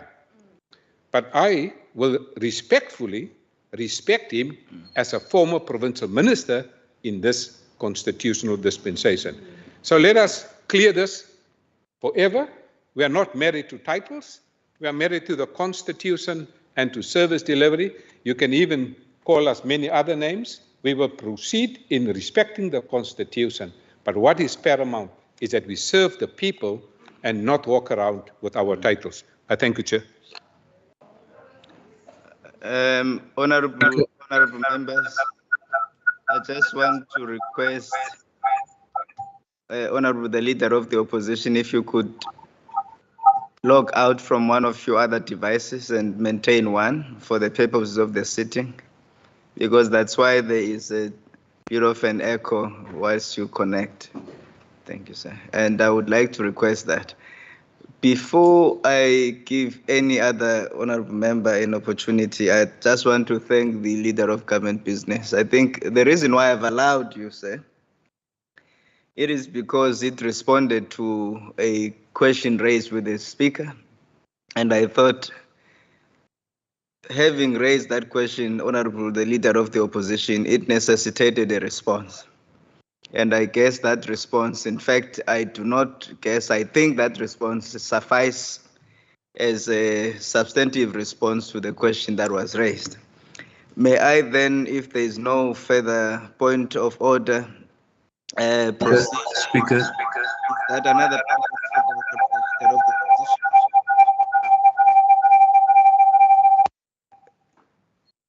All right. right. Your device is... Honourable Speaker. I see your hand, Honourable Bosman, but I am still dealing with Honourable, the Leader of the Opposition, and then I'll come to you immediately. Thank you.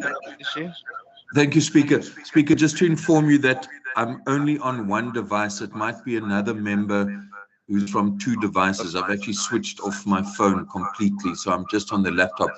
Speaker, thank you. I really don't want to belabor the point.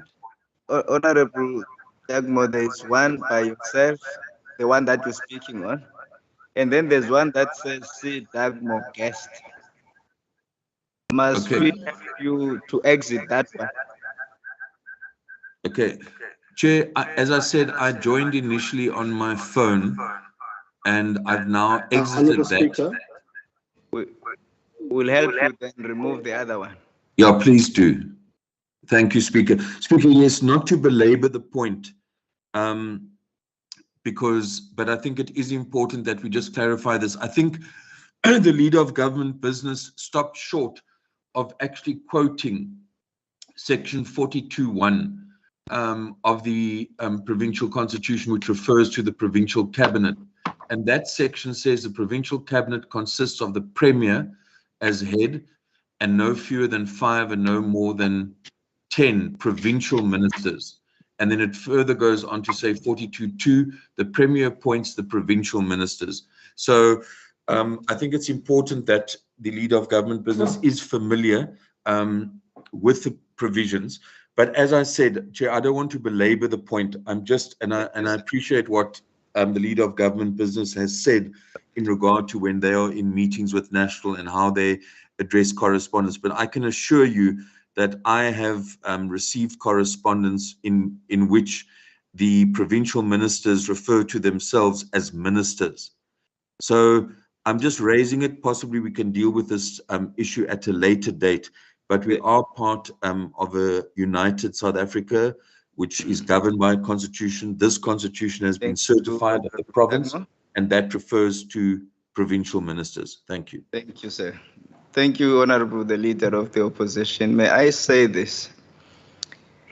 It does appear that there might be an appetite from your side, Honourable, the Leader of the Opposition, to be involved in the rules review, as we currently are dealing with a number of areas in the rules.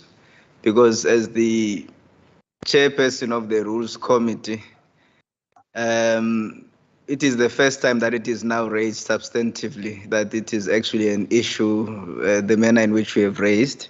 But I'm so happy as well that the Honourable, the Leader of the Opposition, the Leader of Government Business, indicated that they don't mind whichever way that we want to refer to the members of the executive. But I think in terms of the standing rules, Honourable, the Acting Chief Whip and the Chief Whip of the Opposition, let us rethink about this whole matter, whether is it something that we want to deal with in terms of the standing rules and write provincial and then write minister, so that if the order paper serves, it then says the provincial minister instead of just minister. But that will be something that the Rules Committee has to decide in terms of what this House might be,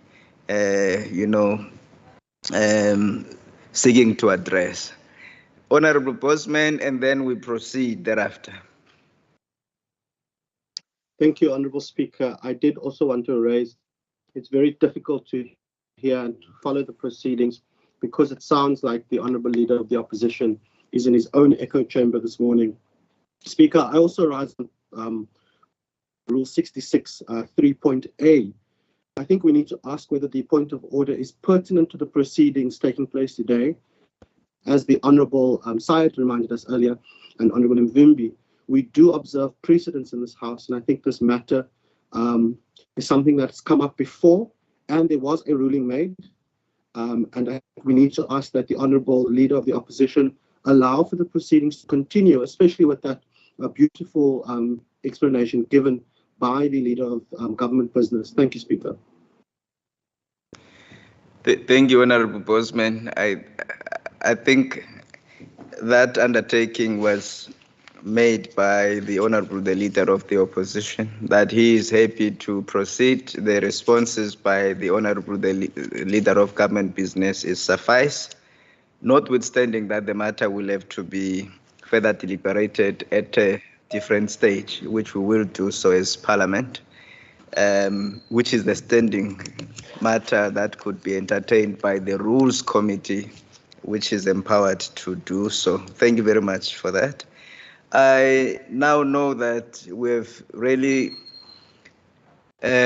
spent quite some time on a matter which does not form part of what the order of business is about, but I had to make that determination, and obviously collectively we dealt with that matter. The next question, as I indicated earlier, is by the Honorable Brenkes to Honorable the Minister of Mobility.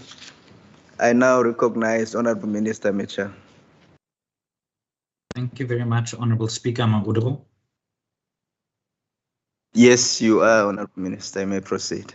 Thank you very much, Honorable Speaker. Firstly, thank you to Honorable Brenkes for the question. Part one of the question, the increase in criminal acts on GABS buses cannot be tolerated and requires a coordinated response from all spheres of government, SAPS, other law enforcement agencies, and Golden Arrow Bus Services itself. The department has taken action by installing CCTV cameras on the GABS fleet, and to date, 844 vehicles have been fitted with CCTV, a fleet of 1,900 buses. GABS have taken steps to install drop safes and driver panic buttons on their fleet, which complements the CCTV systems. Part two of the question, Speaker, the CCTV cameras are intended to identify suspects, provide crucial evidence for prosecution, and provide law enforcement authorities with new insights into the methods used by criminals. Records indicate that the first conviction assisted by CCTV footage was handed down on the 23rd of June 2022. The sentence was 10 years with 5 years suspended. And Speaker, there are a further 2 sentences pending, and 11 suspects have been arrested using the CCTV footage to identify them. Thank you, Honourable Speaker. Thank you, Honourable Mitchell. Honourable Brenkes. Thank you very much, Honourable Speaker. Good morning to you and good morning to all the members. Yes, thank you very much to the Minister of Transport of Mobility for that answer and for that response. Yes, we have seen in the last days that there has been a considerable reduction in crime on the buses, especially the Golden Arrow buses in the mornings. So the cameras that has been installed on these buses, it seems to be quite effective, and we want to say thank you very much to the department for the rapid response. And yes, I've got no follow-ups, Speaker. Thank you very much. Honorable Speaker. Thank you, Honorable Brenkes. I have the following hands. The hand of Honorable Mackenzie, and then I hear Honorable Mvimbi. You might, if you wish, then follow after Honorable Mackenzie in that order.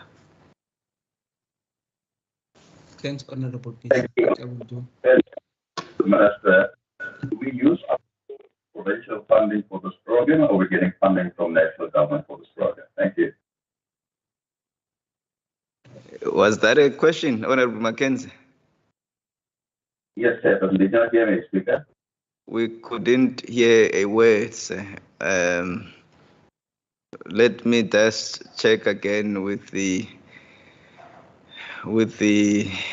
Hansard team. I don't think they had anything. Yeah, nothing. May I request that you find a better spot? We'll proceed with Honorable Mvimbi, and then once you've comfortably found a better spot, then we'll give you an opportunity. Thank you very much, Honorable Speaker. I also was struggling to hear Honorable Mackenzie, and I hope is also not going to raise the question I'm going to raise, which is fine. I was listening the minister's response where he was saying that they have actually installed these cameras. I just want to check from the Honorable Minister,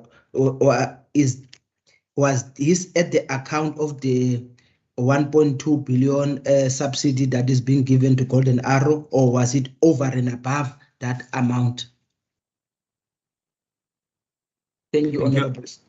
Thank you, Honorable Mvimbi. Honorable Minister.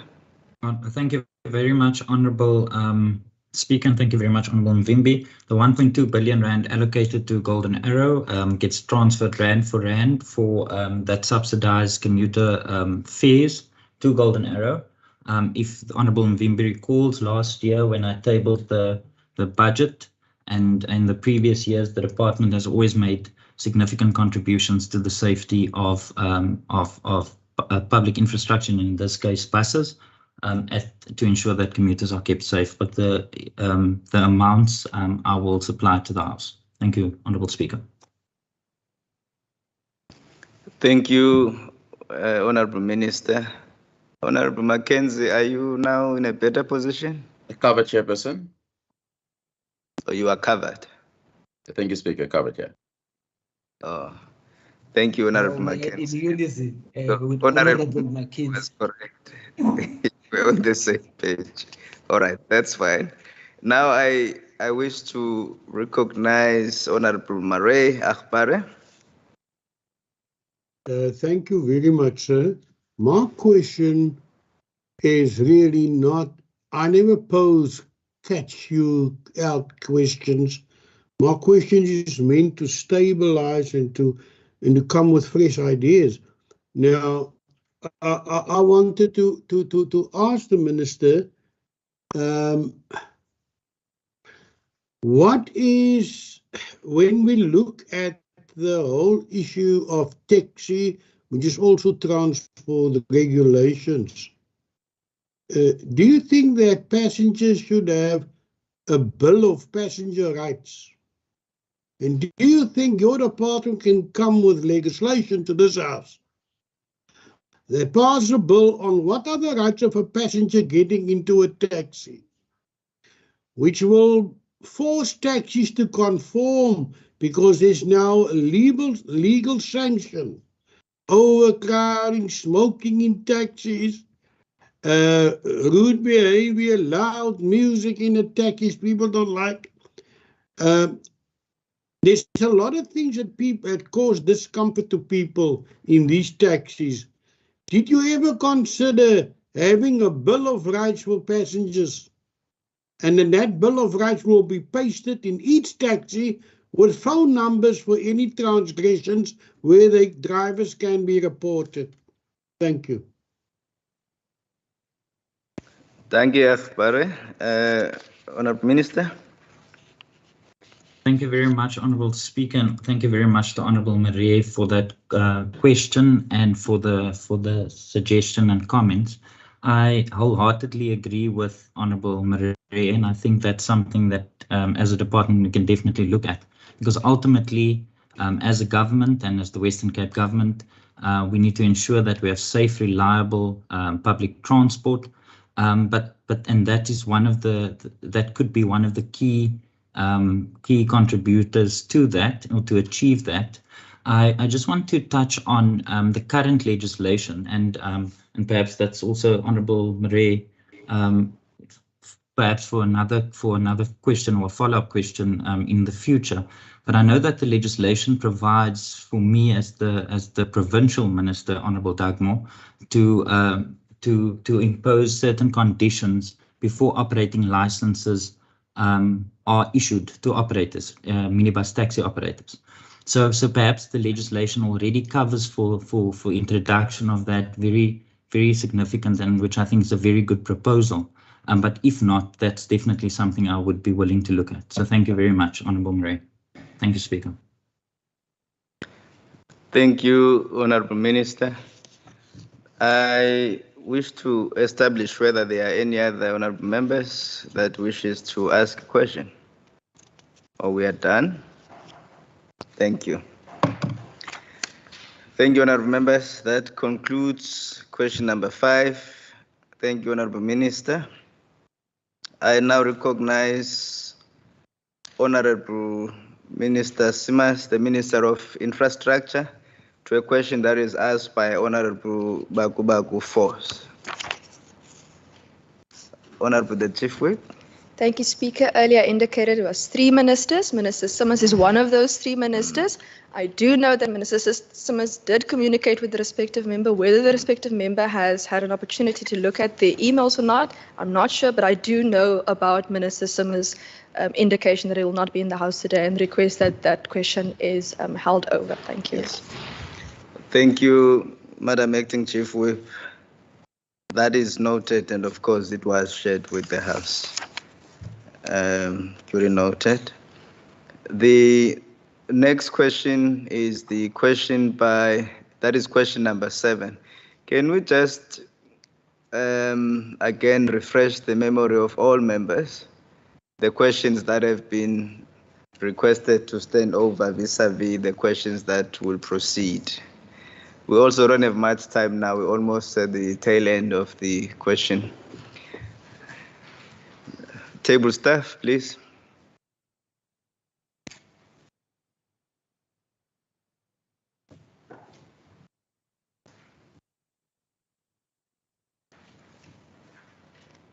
Madam Chief Whip, so you can sit down, so the Chief Whip is ready to give us that list. Thank you, Lumako. Thank you, Speaker. Yes, ma'am. The 3 was the Premier. Yes. It was Minister Simmons. And I do also have knowledge of Minister Mbombo, who's with the Premier, with the Deputy President at the moment in the respective meeting. Thank you. Thank you, Madam Acting Chief Whip. I can imagine how far can you go to tell us where they are and what they're doing. But thank you very much for that detail. So we now know that every other minister is expected to respond to questions if we still have the time to accommodate that. Now, the next question is question number 7 by Honorable Barnes to the Honorable Minister of Police, Oversight and Community Safety. I now recognize you, Honorable Minister Allen, again. Thank you so much, Speaker. I wish to express my appreciation to Member Barnes for asking this particular question. I have engaged the South African Police Service, and the first part will be a direct response from the South African Police Service. Proper prosecutorial-led investigations are being done on a number of cases. Continuous awareness campaigns are conducted to alert children and their parents of the dangers and preventative measures to be taken. Specific focus will also be placed on the safety of our children during the 16 days of activism, as well as the festive season operations.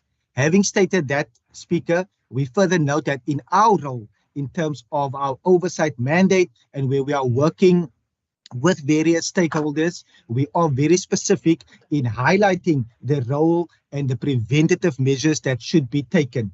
But this is part further to the question that I would appreciate if it can be directed further to the Ministers of Social Development as well as Cultural Affairs and Sport. But I want to state that the safety plan seeks to ensure that all residents, regardless of age, gender, creed, language, culture, background, and or sexual orientation, live in a safe environment and in a dignified manner. Speaker, this plan has 2 components. One is the violence prevention and the other is the law enforcement. This is intended to, by ensuring a whole of government approach is employed, and the Department of Social Development, Cultural Affairs and Sport, Health, through their various programs, play a significant role in the protection, support, and nurturing of children. Speaker, just earlier on, we further heard from the Minister of Finance and Economic Opportunities, Minister Marai Benga, with regard to the tabling of the midterm budget policy statement, in which she stated that it's a budget that cares. And I want to re-emphasize that amounts that are being budgeted for, 54.75 billion rand on our well-being priority, 15.87 billion rand on our growth for jobs priority and 2.65 billion on our safety priority. And as indicated, various departments all have a role to play in creating safer communities so that our children are able to live and play in safe environments and grow up to ultimately be the best that they possibly can be. Thank you. Thank you, Honorable Minister. I now recognize the Honorable Member Baku. Honorable Pans. Honorable Pans, are you ready?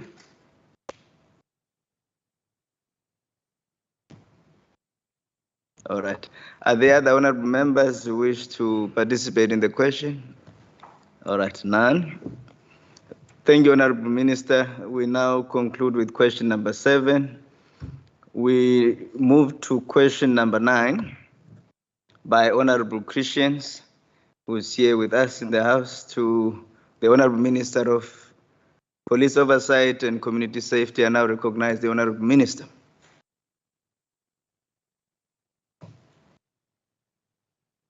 Thank you so much for the question.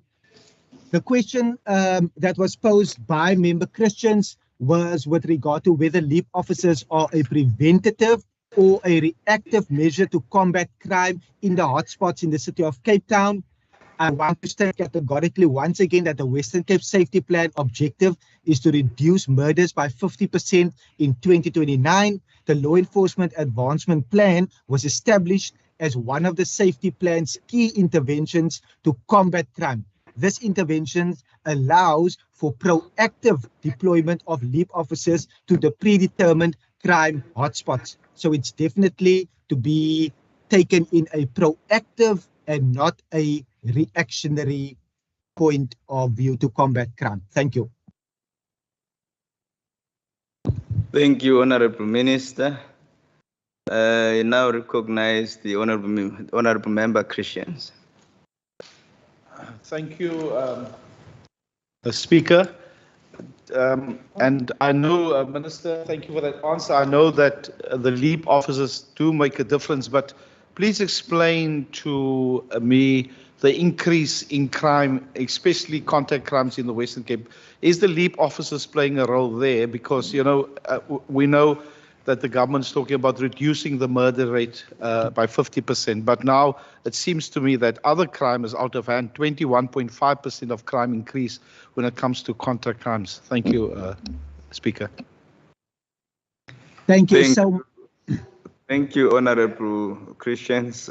Sorry, Honorable Minister, will you please hold back? Honorable the Deputy Chief Whip of the ANC. Honorable Speaker, just a point of order, and I think maybe the tabling staff may have missed it, but the Honorable Mvimbi has had his hand up for quite some time. I don't think he's been recognized. Thank you. Apologies. It's a previous hand. My sincere apologies, Honorable Speaker and Honorable Said. Thank you, Honorable Mvimbi, for that. I thought it was a legacy hand because it was static. But thank you for that, and thanks the Honorable the Deputy Chief Whip. The Honorable Bosman, you want to come in, sir? No, sir. I thought we were moving on to the next person to ask a question to the Minister after he's responded. Okay. All right. Now, Honorable Minister. Thank you, Honorable Bosman. Thank you so much, Speaker. I appreciate that follow-up. It is a follow-up that actually speaks directly to what we have seen yesterday.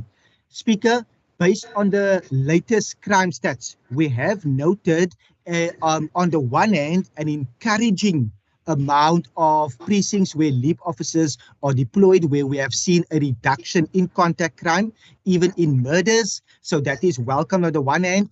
2 particular stations, and the Premier has tasked me to have further engagements in the Nyanga and in the Philippi East area, because it remains a concern on that end. But if I look at that approaches to address certain crime categories, it is in terms of the LEAP deployment in their vehicle checkpoints, their visible policing, their patrols in hotspot areas, but also in their engagement with communities when certain information is then shared via community structures, via neighborhood watches, all contributing towards making sure that there's a flow of information. That flow of information leads to intelligence that can be used by the South African Police Service, by law enforcement agencies in order to eradicate various levels of contact crimes in our area. So from the vehicle checkpoints to visible patrolling, to making sure that there's targeted interventions and operations between the SAPS, Metro Police and law enforcement, it is to make sure that contact crime is continuously being reduced. And yes, I do note that we should be at a point, Speaker, where we are being very deliberate in our approach to make sure that the various stakeholders are jointly working together towards ensuring that we see the crime being reduced in our province. Thank you. Thank you, Honourable Minister. Just to remind the honourable members that if you are on a virtual platform, it's better to guide the presiding officers by using one device to connect, and number two, just like now, the Honourable the Deputy Chief Whip to intervene. If there is a hand that is up, once you are recognized and you've actually had the opportunity to address the House, kindly just withdraw the hand so that we do not assume that you still want to talk. I've recognized now the hand of Honourable Bosman. If you could withdraw the hand once you've done speaking, sir. Thank you very much, Honourable Speaker. Honourable Speaker, through you, I'd like to know from the Minister how LEAP officers are going to also assist with the festive season preparedness and also making sure that they complement the work being done by the South African Police Service to ensure a safer festive season, especially in light of the massive increase in crime at the Cape Town police station and also police stations around spaces where members of our communities gather. Thank you, Speaker. Thank you, Honourable Bosman. Honourable Minister. Thank you so much, Member Bosman, for that particular question. We have engaged previously with regard to the Standing Committee interactions. I want to place on record once again that the LEAP officers being strategically placed and deployed where crime is in our priority areas. I am delighted to at this stage further indicate that there is interventions that is going to be announced in the coming days with regard to the Safer Festive Season campaign and the launch of an initiative to ensure that we are creating those extra visibility and measures during these safety, during the festive season that we are currently in. So I am looking forward to sharing that information with the Standing Committee as well, in that we have had engagements across various departments with regard to all the interventions that are taking place. But LEAP is very strategic in our hotspot areas where it has been indicated based on the data and the evidence where those LEAP officers are needed the most. They will remain in those particular priority areas together with the 2 reaction units that should there be a flare-up anywhere in our province, that particular reaction unit will be able to step in and help and assist. But on the other hand, various other interventions are in place together with the South African Police Service and the City of Cape Town with a joint safer festive season approach. Thank you. Thank you, Honourable Minister. I do not see any further hands. Honourable Speaker. Honourable Mvimbi, you must raise your hand or say something in the chat room there. But you may proceed. Is that an interest to speak there? Yes, thank you very much, Honourable Speaker. I know originally the plan, Honourable Minister, was developed or started about 2 or 3 years ago with a budget of 1 billion over a period of 3 years, over a period of 5 years. I think up to now we spend about 350 million of that. But this, I believe that it's supposed to be for the whole province. But so far there seems to be a clear concentration and prioritization of the metro.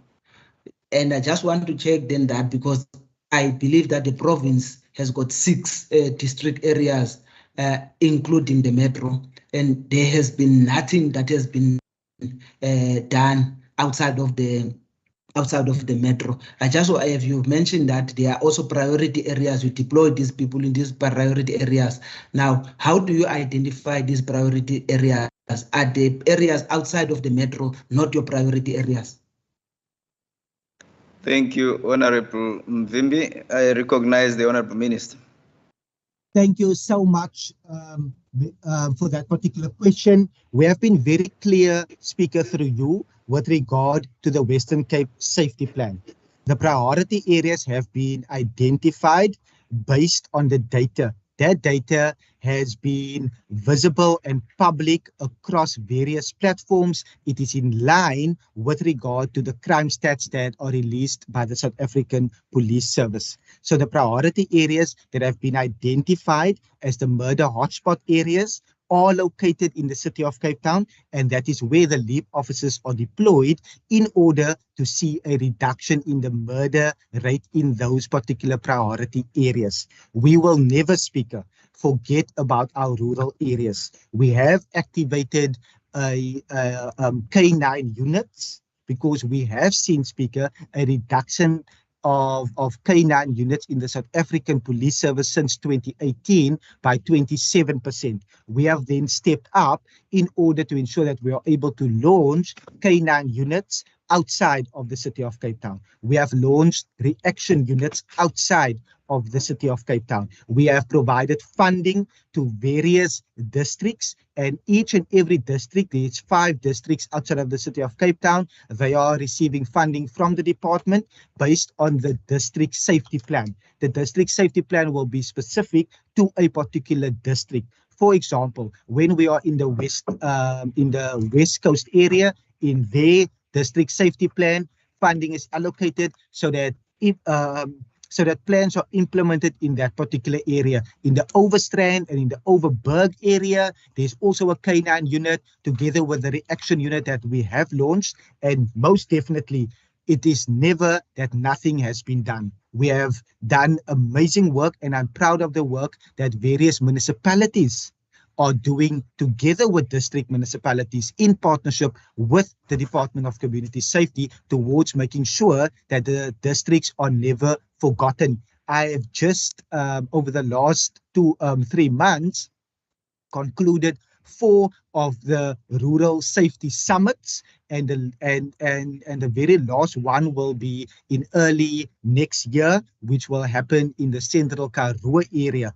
And that is all towards making sure that we are working with our districts, that we are working with our B municipalities, with all municipalities outside of the city of Cape Town as well. So we will never forget about our rural areas. We will never forget about the swollen dams, about the beetles, because we are wanting to make sure that when we see that there is a increase in crime outside of the city of Cape Town, we would want to nip that in the bud as soon as possible, and for crime not to have a foothold in our rural areas.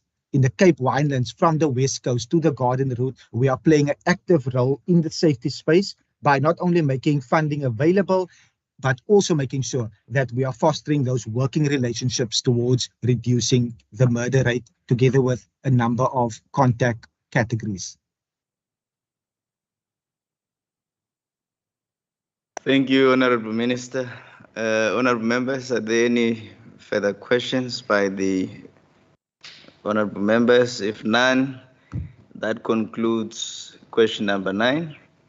We now move to question number 10 by Honorable van der Westhuizen to the Honorable Minister of Local Government, Environmental Affairs and Development Planning. I recognize the Honorable Minister Pretel. Thank you, Honourable Speaker, and thank you to the Honourable Member for posing the question.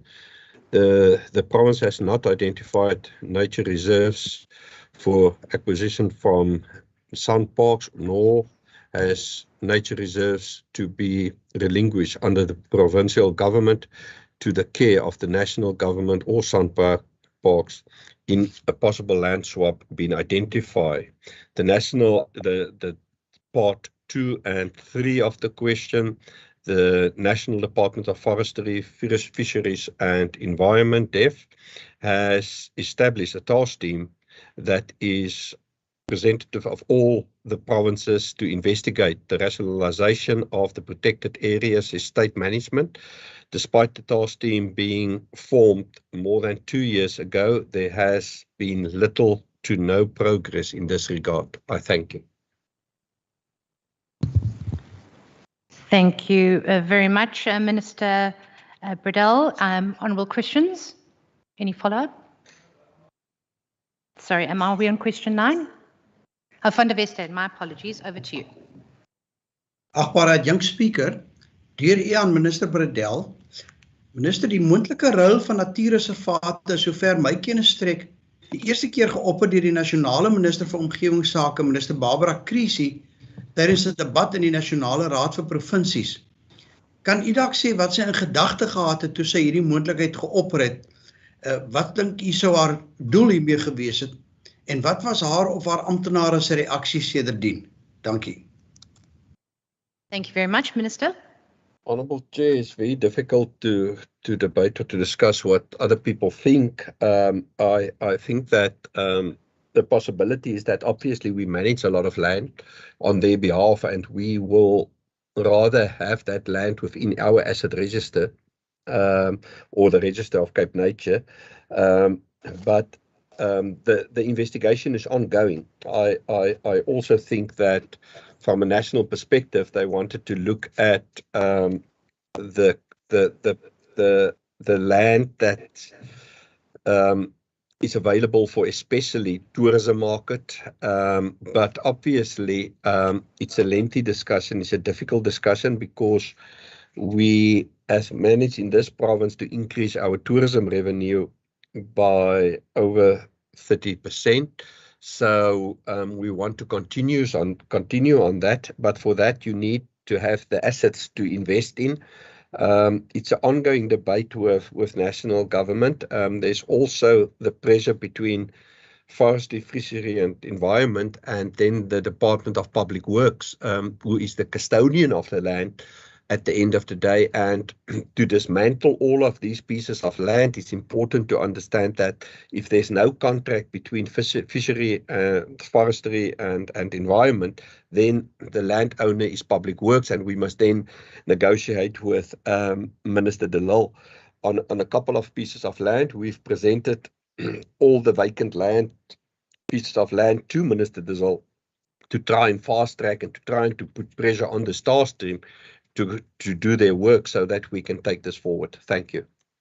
Thank you very much, Minister. I recognise Honourable Van der Westhuizen. Adjunct Speaker, weer deur u aan Minister Bradell. Minister, die Suid-Afrikaanse grondwet laat provinsiale regerings toe om sekere verantwoordelikhede af te wentel na munisipaliteite. Gestel die verantwoordelikheid vir die Tafelberg Nasionale Park sou aan die provinsie oorgedra word, sou u departement dit dalk oorweeg om daardie verantwoordelikheid verder weer oor te dra aan die stad Kaapstad? En indien wel, waarom sou u dit dalk wou doen? Dankie. Thank you, Minister. Well, at the end of the day, Honourable Deputy Speaker, Honourable Member, that I think our responsibility is to our residents. At the end of the day, the value for money. Where will we get the most value for it? You must remember there's also a MOU between National and City of Cape Town. My gut tells me if there's a possibility, they will directly transfer to the city. We will be a role player, but it's not that we want to claim anything. The honest question is, where will we get maximum buck for our money? What can we do with it, with the asset, so that people can benefit? And obviously the city's got a huge interest in that, and I won't have any objections if we move it to the city. Thank you. Thank you very much, Minister. Are there any further follow-up questions? None. That concludes question 10, and that concludes the questions for oral replies. He's already... Outstanding replies will be printed on the Hansard. Sorry, Honourable van der Westhuizen, do you have a third follow-up? Ja, dankie, adjunct speaker. Minister Pradel, een van die kwessies wat die publiek werklik bekommer, is die hele kwessie rondom veiligheid op Tafelberg en in die Tafelberg Nasionale Park. Tot watter mate kan u departement al reeds ondersteuning bied aan sandparke en tot watter mate het ons al sukses behaal om van Tafelberg 'n veiliger toerismebestemming te maak? Is u departement betrokke en tot watter mate is daar samewerking in die verband? Dankie, Minister. Honourable Chair, thank you. The safety on the mountain is more the City of Cape Town working with SANParks. They've got a specific program to see to how they can safeguard the tourists on Table Mountain, but making it safer for fire hazard and then the department and disaster management is involved.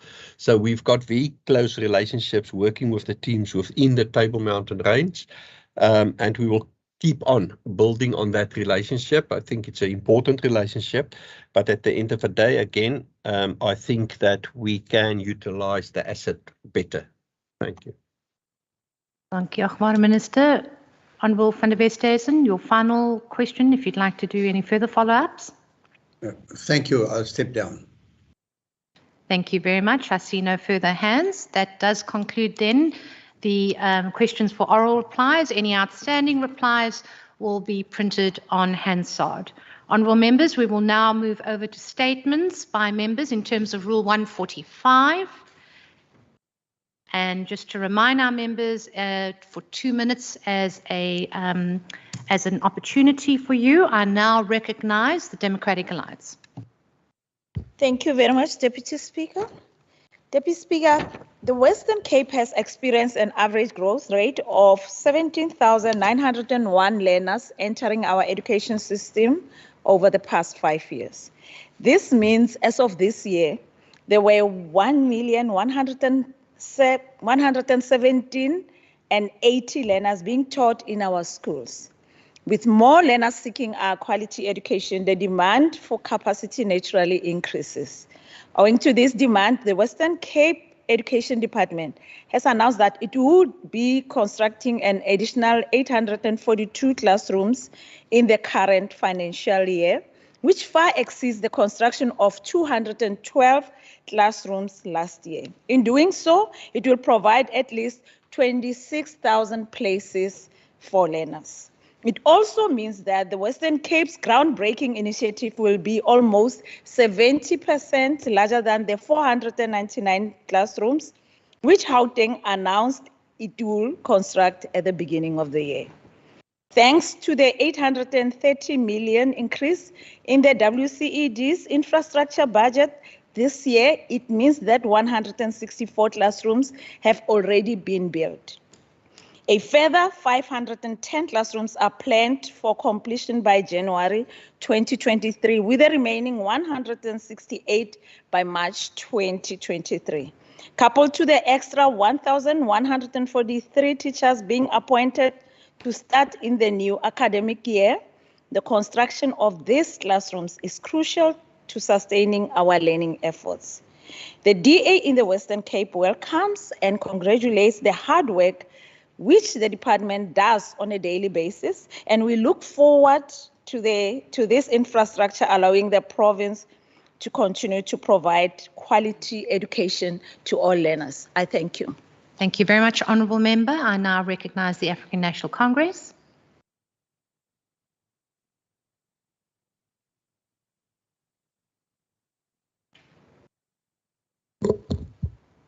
Honourable Deputy Speaker. Thank you, Speaker. Condlo is now on the floor. Thank you. Okay. You may proceed, Honourable Member. Thank you, Deputy Speaker. The ANC wishes once again to note the qualified audit report received by Westgro for the 2021-2022 financial year. The ANC is not surprised with the slow demise of this engine room of economic growth, opportunities and tourism in our province. The slow demise of Westgro started with the appointment of Tim Harris as CEO of the agency, an appointment with all the characteristics and covered in DA cadre deployment. When this DA political appointee wanted an exorbitant salary contrary to the realities of COVID-19, when millions were losing their jobs, the DA was more comfortable with seeing board members resign than resist DA indulgence in a state entity.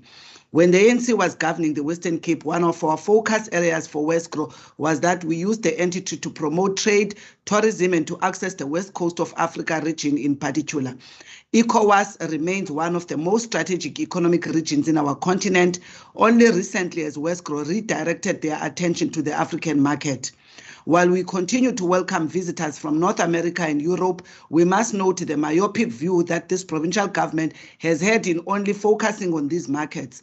Since the ANC governing days, we have urged that we start focusing on the African, Middle East and Asian markets. The qualified audit report follows this long list of unfortunate mishaps and failure in governance at Westgro. Even more so, Westgro has come to concentrate on strengthening, empowering old money in our province rather than ensuring the benefit and empowerment of Black SMMEs.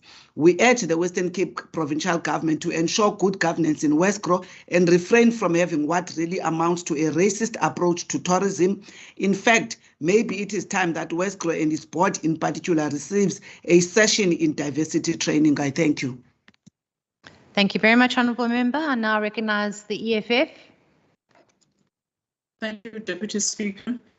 The Economic Freedom Fighters condemns the Western Cape-led Democratic Alliance government's useless safety plan that continues to waste taxpayers' money whilst crime in the province continues to be on the rise.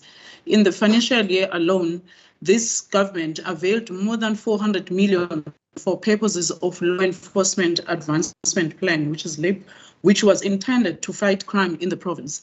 The purpose of this plan was to utilize law enforcement as a machinery to combat crime. However, reality shows that this plan is nothing but a pipe dream which ironically achieves the opposite. Deputy Speaker, the second quarter crime statistics for 2022-2023 financial year place the Western Cape in the second position when it comes to 17 community-reported serious crimes trend over. The 3 months period, July to September 2022, however, with the Cape Town Central Police Station leading the pack in the number 1 spot.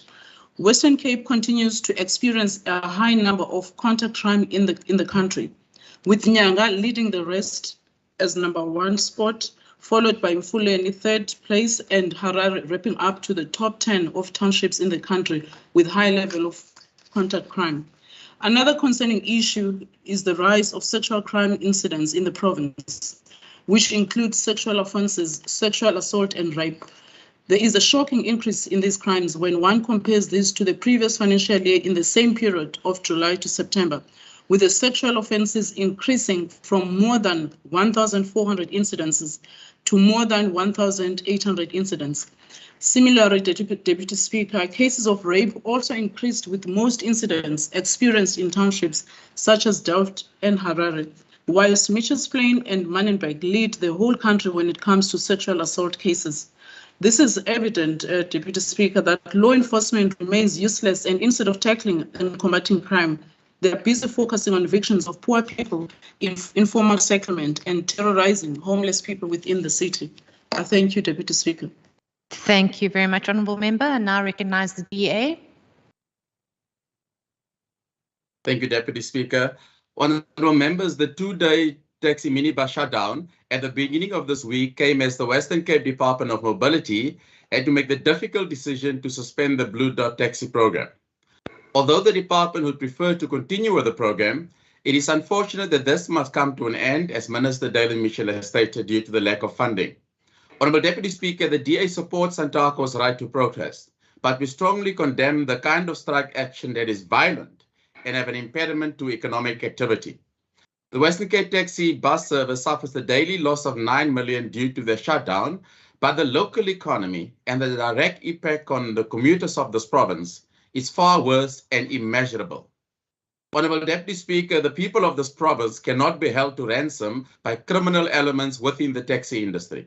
These elements continue to commit all these horrendous crimes that as yet we have seen few prosecutions. These criminal actions are designed solely to sabotage the economy and intimidate the people of this province and will no longer be tolerated. And SAPS must make sure that those involved must be found and must be apprehended.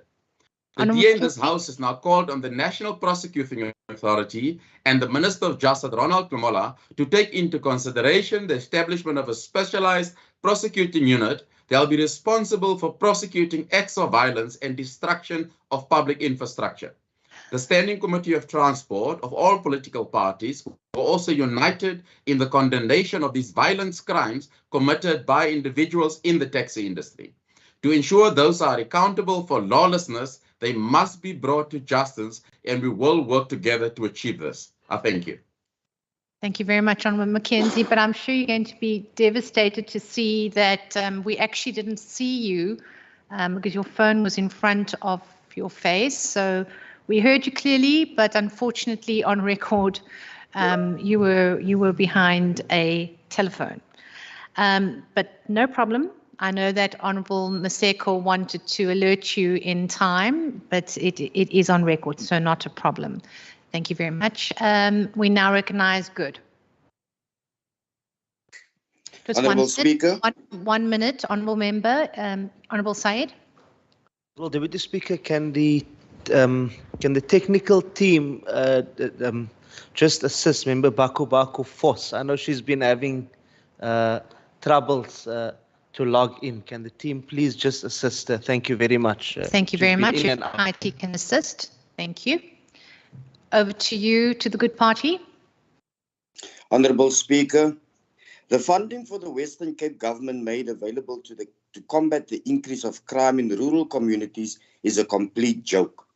While the city of Cape Town enjoys a 1.3 billion cash injection delivered over a 5-year period to fund the law enforcement advance plan LEAP, district municipalities in rural Western Cape got a mere 730,000 towards anti-crime initiatives.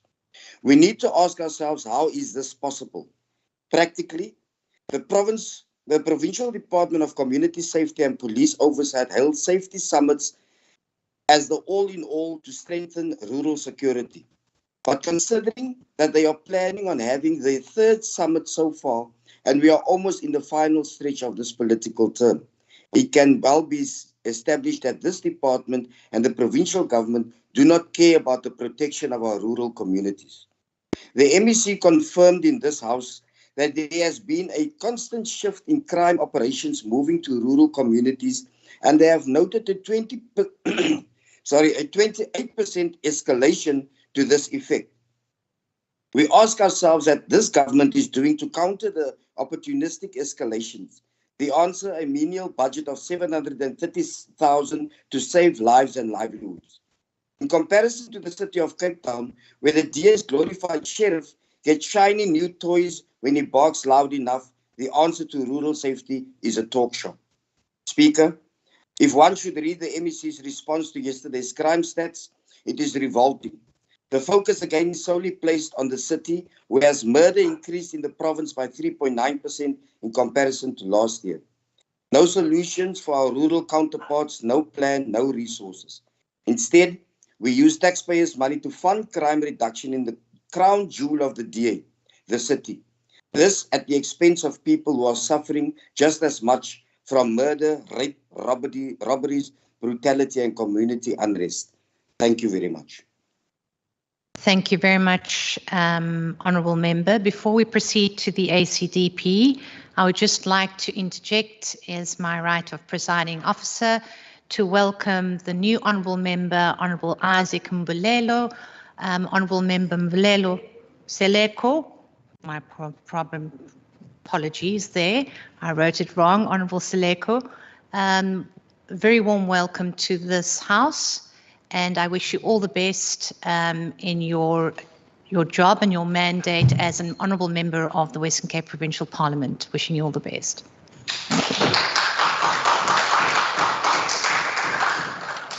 I will now call on the Honourable ACDP. Thank you, Deputy Speaker. Deputy Speaker, as the ACTP, we are opposed, and I stress again, we did it before and we're doing it again, against the draft guidelines on gender identity and sexual orientation. Today, in front of this legislature, almost 200 members of the ACTP came to protest against these unisex toilets that they want to introduce. And now DBE has also now jumped on the bandwagon with the same policy. The other problem at our schools, and I'm so grateful for Minister David Mania with this ungodly, blasphemous workshops, diversity workshops that happened at Fischhoek, and it would have been rolled out to Rondebosch. These things are unacceptable. You know what's happening in our schools, our learners are already confused, and then they get indoctrinated with wrong things. I mean, if we look at already, the crime is up by 18.5%. Contact crime in the Western Cape is up by 21%. And then we want to have ungodly diversity workshops, and we want to have unisex toilets at our schools. We believe with these workshops confusing our learners, and remember, 800 learners were affected at the Fischhoek High School. They had to go for trauma counseling after that. And I've said it before, and I've written to the minister. The minister said these workshops are terminated. These diversity workshops are terminated. But our children must go through this. 800 children were in those workshops, and no teachers were allowed in those workshops. I cannot understand, because the minister was forewarned the 4th of July and again in July not to continue, and this person came in and produced those workshops. So the ACDP are against these introduction of these ungodly laws, these blasphemous laws. I mean, it hurts me as a Christian what the poem that was read in this workshop. It hurts me, it irks me, my blood boils. So that's why we protested today and say no to unisex toilets and no to blasphemous diversity workshops. I thank you. Thank you very much, Honourable Member. And now recognise the ANC.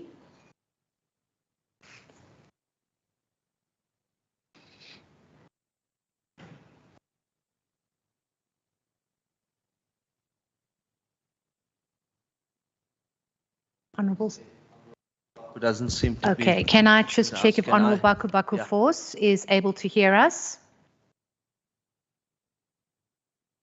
Can I just ask, while I move on, that the IT please make contact with her? We will move on to the Democratic Alliance. Thank you. Thank you, Deputy Speaker. As is often the case with technological advancements, governments are usually slow to keep up with and adopt new developments. As more South African citizens and businesses explore the possibilities of Web3 integration and innovations, the government will have to become increasingly adaptive. It's not a choice.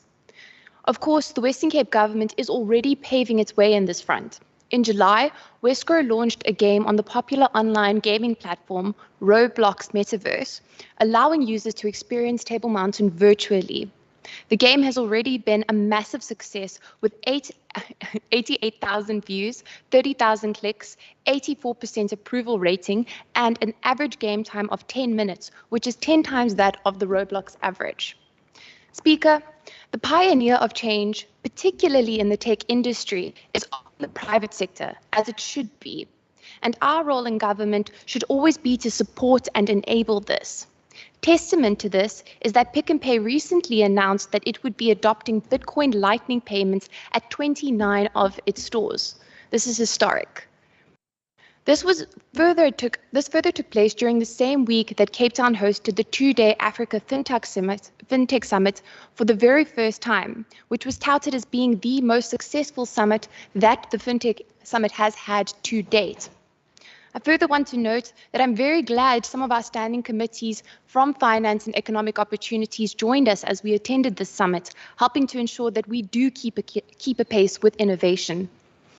Web3 integration is making inroads in our province, and we must enable our province, in the Premier's words, to create a crypto cape.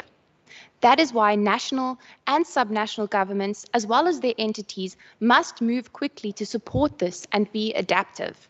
There is immense potential in this sector for government business.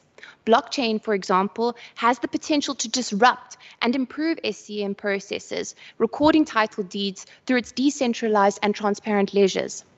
The fact of the matter is that we are already in the fourth wave, fourth industrial revolution, and we cannot risk being left behind. It is no longer a buzzword. That is why I am extremely encouraged by the work already underway by the Western Cape government, as well as this province's private sector. Thank you. Thank you very much. Honourable Bakafors, are you on yet? I'm still going to give her a bit of time. I will then move over to the Freedom Front Plus. Honourable Murray, are you doing a statement today? Yes, certainly, Speaker. Thank you for the opportunity.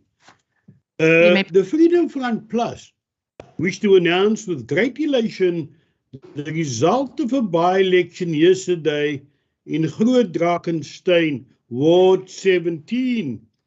Our candidate, Pierre de Toey, polled 41% of the votes against the DA's 49. Remembering that the DA has taken the seat with overwhelming majority in 2021. This shows tremendous growth for the Freedom Front Plus, from 13% in 2021 of the votes to 41% yesterday. This follows closely on our great victory in Limpopo a few weeks ago, where the Freedom Front won Bella Bella seat, which were considered a safe DA seat, by polling 58.3% of the votes against the DA's mere 35%. This is extraordinary if kept in mind that the DA won this seat with 85% of the vote in 2021. It could only get 35% now.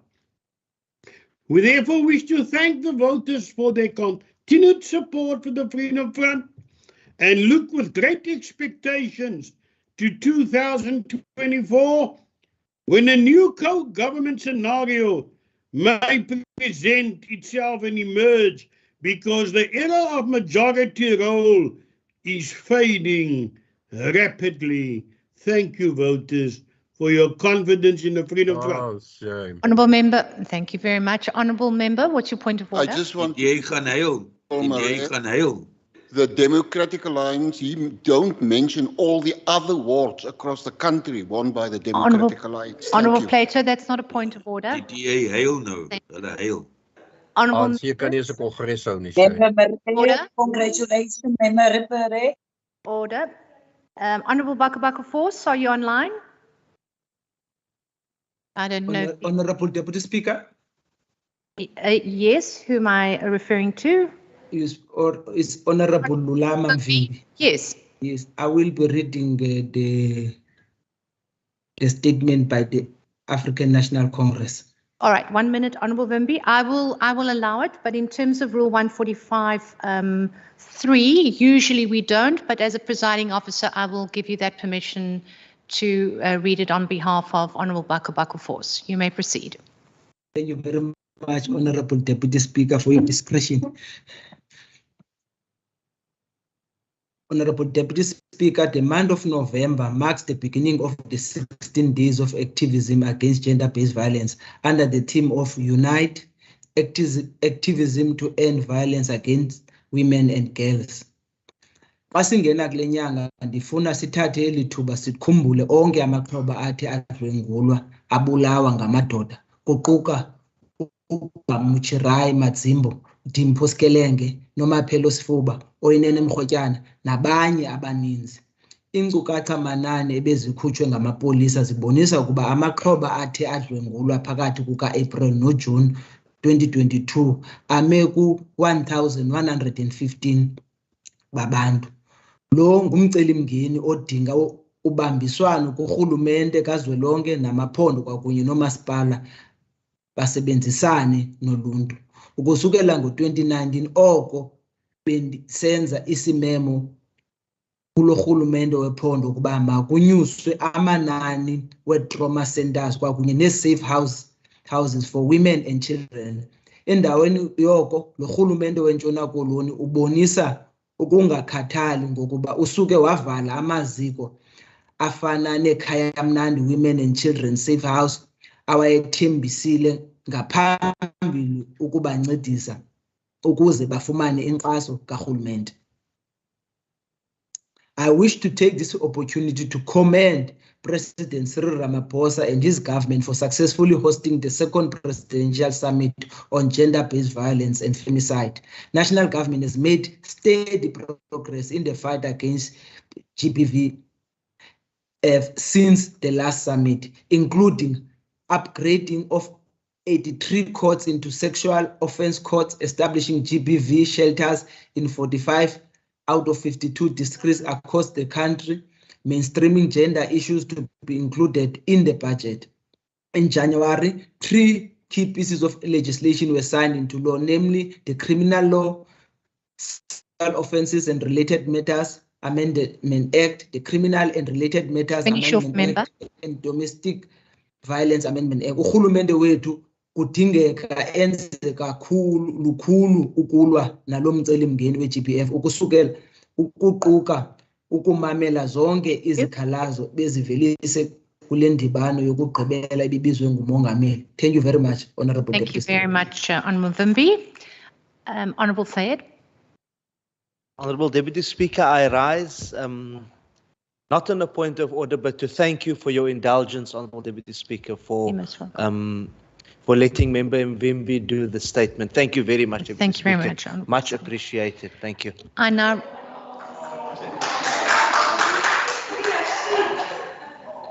now recognize Al Jamal. Thank you very much, Honourable Deputy Speaker. The crime rate in the Western Cape is not decreasing. It is not decreasing as the DA-led province wants the people to believe.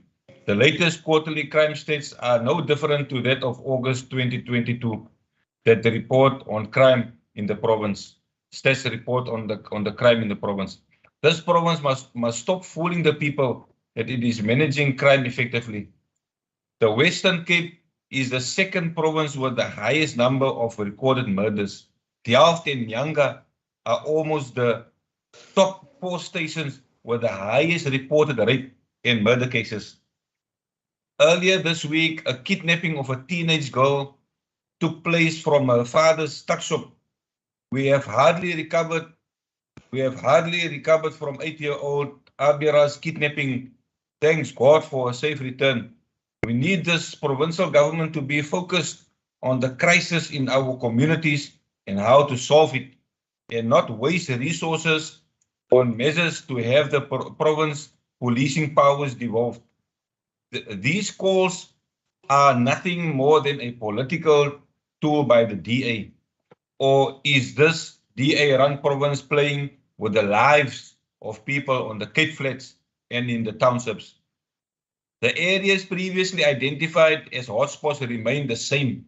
Nyanga, Delft, Kraaifontein, Philippi East, Harare, Kailicha, Mfuleni, Guguletu, Samora Machel, where the high crime rates remain unchanged. These are places where one is most likely to get murdered. I'm not even including some areas as Mitchells Plain, Hannibal Park, Menenberg, and others who are riddled with gangsterism and crime. Interpersonal arguments and gang violence have been identified as the major contributors to murders. Shabeens, which are so notoriously prominent in our townships and on the Cape Flats, are springboards for murders and criminal activities. Where are the leap officers? Where are the leap officers at these hotspots for crime? The department boasts that crime has dropped in areas where leap officers have been deployed. If that is the case, surely the deployment of leap officers should be in the areas identified as high risks. The police and leap officers know who the gangsters. Thank you, Honourable Member. Apologies, your time is up. Oh, thank you, Deputy Speaker. Thank you very much. I now recognize the Democratic Alliance. Thank you, Honourable Deputy Speaker. Honourable Deputy Speaker, on Tuesday, the 8th of November, the South African National Space Agency and the United States' National Aeronautics and Space Administration signed a groundbreaking agreement to commence the building of a deep space ground station right here in the heart of the Western Cape in the town of Maatjiesfontein. This agreement means that our province of the Western Cape will play a significant role in once again putting man and the first women on the moon. The Maatjiesfontein site will be one of 3 lunar exploration ground sites around the world.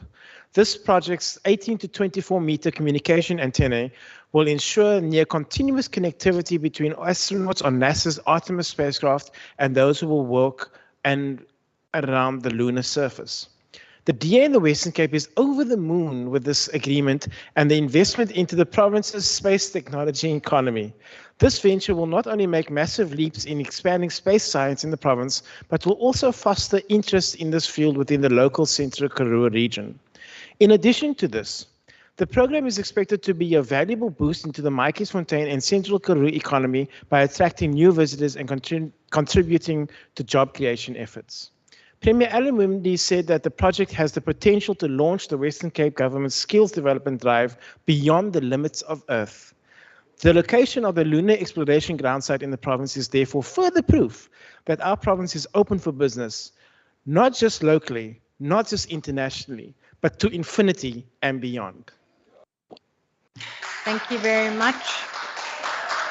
Thank you very much, honourable members. In accordance with Rule 145.6, I now allow one or more members of the executive to respond to the members' statements for not more than 5 minutes collectively.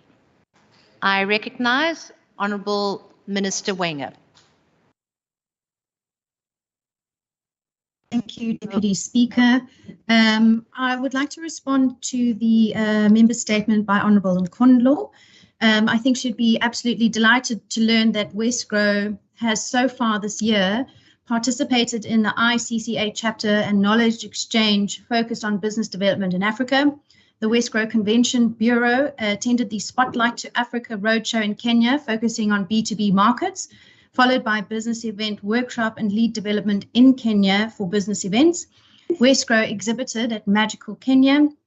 Westgrow participated in the 5th African Tourism Leadership Forum in Botswana. It led the SA Chef campaign, which targeted food and wine audience aimed at the African market. Westgrow participated at the On-Show Africa Showcase, and the Westgrow lead in air access as a result of the good work done by the air access team. We now have new flights from Air Mauritius into Cape Town and a direct flight into Maputo. Air Rwanda has doubled its flights at the start of this month, and TAG Angola doubled their frequency for the summer season as well. And one of the strategic priorities for air access is working very hard to make sure that we can increase connectivity to West Africa and Nigeria and Ghana in particular. Thank you. Thank you very much, Minister. I now recognise Minister Allen.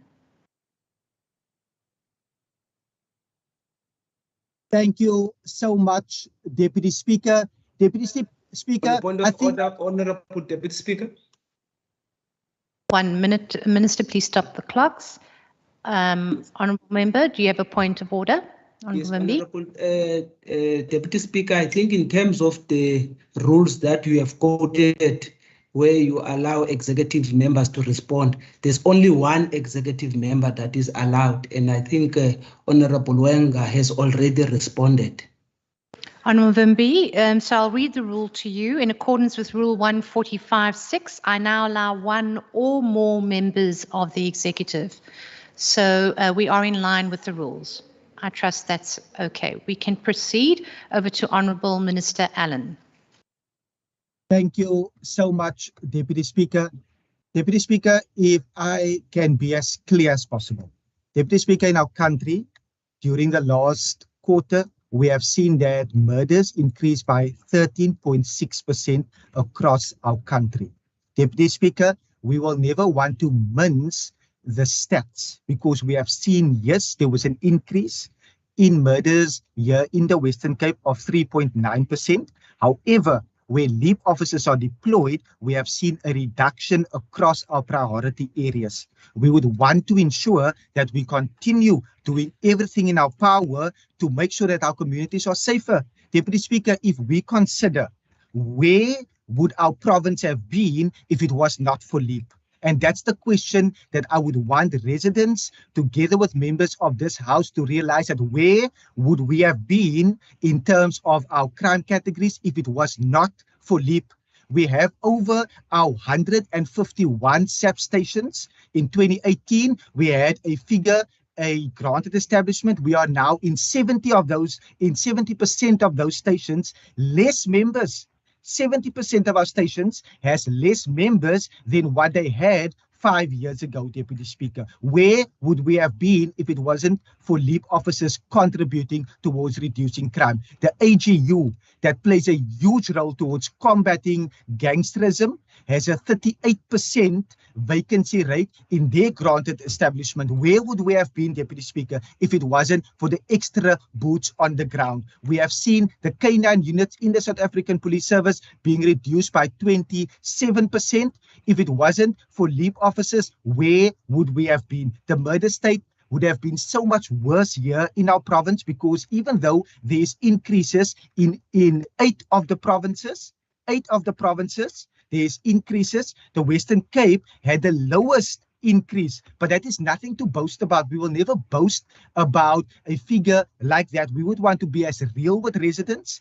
Hence, we are asking for stakeholders, CPFs, Neighbourhood Watch, to continue to work with us as we are wanting to reduce crime. But we are seeing strides being made. So when crime is used as a political tool, it upsets me, it upsets residents, and it upsets many people in this House, Deputy Speaker, because we know we can never want to play politics with the lives of our young people, with our women, with our men that are dying as a result of gangsterism and of crime activities. So we want to be real, but we are saying, where would we have been, Deputy Speaker, if those extra deployments, LEAP officers, weren't on the ground? Would we have been on the level of the Eastern Cape that had a 31.3% increase in murder? Would we have been on the level of the Northern Cape that had a 27.2% increase in the murder rate? Would we have been on the Gauteng level of seeing a 19.6% increase in murder? Thank you. Thank you very much. Unfortunately, Minister Mania, the time has come to an end for 5 minutes. Unfortunately. Honorable Deputy Speaker. Yes. Honorable Mbis, point of order. Yes. Honorable Deputy Speaker, I don't know which Rule 145 you were reading, because if we go to Rule 145(6), it says, at the conclusion of statement by members, one minister present may be given an opportunity to respond for not more than 5 minutes to any statement or statements. So that's why I just did not want it to look as if I'm going to be disruptive to the processes, but I thought that I needed to allow the minister to finish so that I can alert you to this role. Thank you very much. I'll respond, but I see the acting chief whip. Over to you. Chair, I also have my rule book in front of me, and perhaps Member Wimby has a previous rule book in front of him before the rules were amended. But in terms of the latest amendment, Rule 145, subsection 6, clearly it is written, at the conclusion of statements by members, one or more members of the executive may be given an opportunity to respond for more than 5 minutes to any statement or statements. Thank you. Thank you very much, Honourable Member. And you might just want to check and throw those old rule books away, because they can easily get mixed up with the March 2021 is the latest rule book. I trust that's in order with you, Honourable Wimby. That brings us to the end of member statements. Honourable Wimby? No, I'm saying thank you. You're most welcome. I'd like to just quickly consult with the whips of all the parties. Would you like to suspend the House for a lunch break, or would you like to push through to motions? I am happy to take direction from the ANC or the other members. Honourable Said? Honourable Deputy Speaker, I think we can push through. That's my suggestion, because we've only got motions and the declarations. So I think we can push through. I'm sure we're not that hungry and starving. Sure. Thank you very much. Honourable Member. Honourable Thank you, Deputy Speaker. Since none of us here in this House are fat cat politicians, my suggestion from the majority party is that we get through the order paper. I'm happy to proceed. We will continue. Thank you very much, members. That is the end of member statements. We now move over to notices of motion in terms of Rule 151. All notices of motions by members must be delivered to the Secretary for placement on the order paper. Accordingly, these motions have been submitted and published on the order paper below the line. We now move to motions without notice. Members, please note that in terms of the standing rules of 150 pertaining to motions without notice, condolence and congratulatory were submitted to the Programming Authority prior to this plenary on the 8th of November 2022. And members would further remember that the motions without notice on congratulatory and condolence matters will not be allowed in the sitting if the Programming Authority has not processed them. In this regard, the tabling staff informs me that in the Programming Authority meeting of the 8th of November 2022, political parties submitted the names of the honourable members in the desired order of speaking and indicated their respective members with a desire to move a motion without notice in this sitting of the House. I will therefore, just for noting and for the minutes, call out the honourable members whose names have accordingly been submitted and approved. The Programming Authority approved the following members' motions as follows.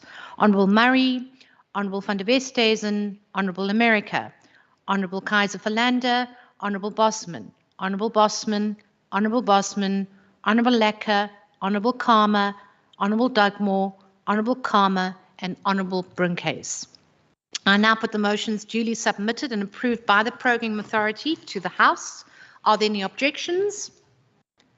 No objections? Agreed to. The motions will appear in the minutes of the proceedings and on Hansard in the members' names as if that member had read them out aloud. I will now allow members to move motions without notice as per the standing rule of 152D. This also will include motions without notice that were not approved in the Programming Authority meeting. Members are reminded that 30 minutes as per the standing rule of 152D will start now.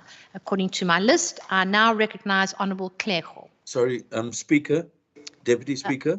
1 minute, Honourable Clergo. Honourable Dugmore, do you have a point of thank order? you. No, Speaker, I was just trying to get your attention. It's just a small point. I think would Rule 66 would cover it. I noticed when the issue of the rules was raised that the acting chief whip for the DA, stood up with a copy of the rules that was kind of in a ring binder.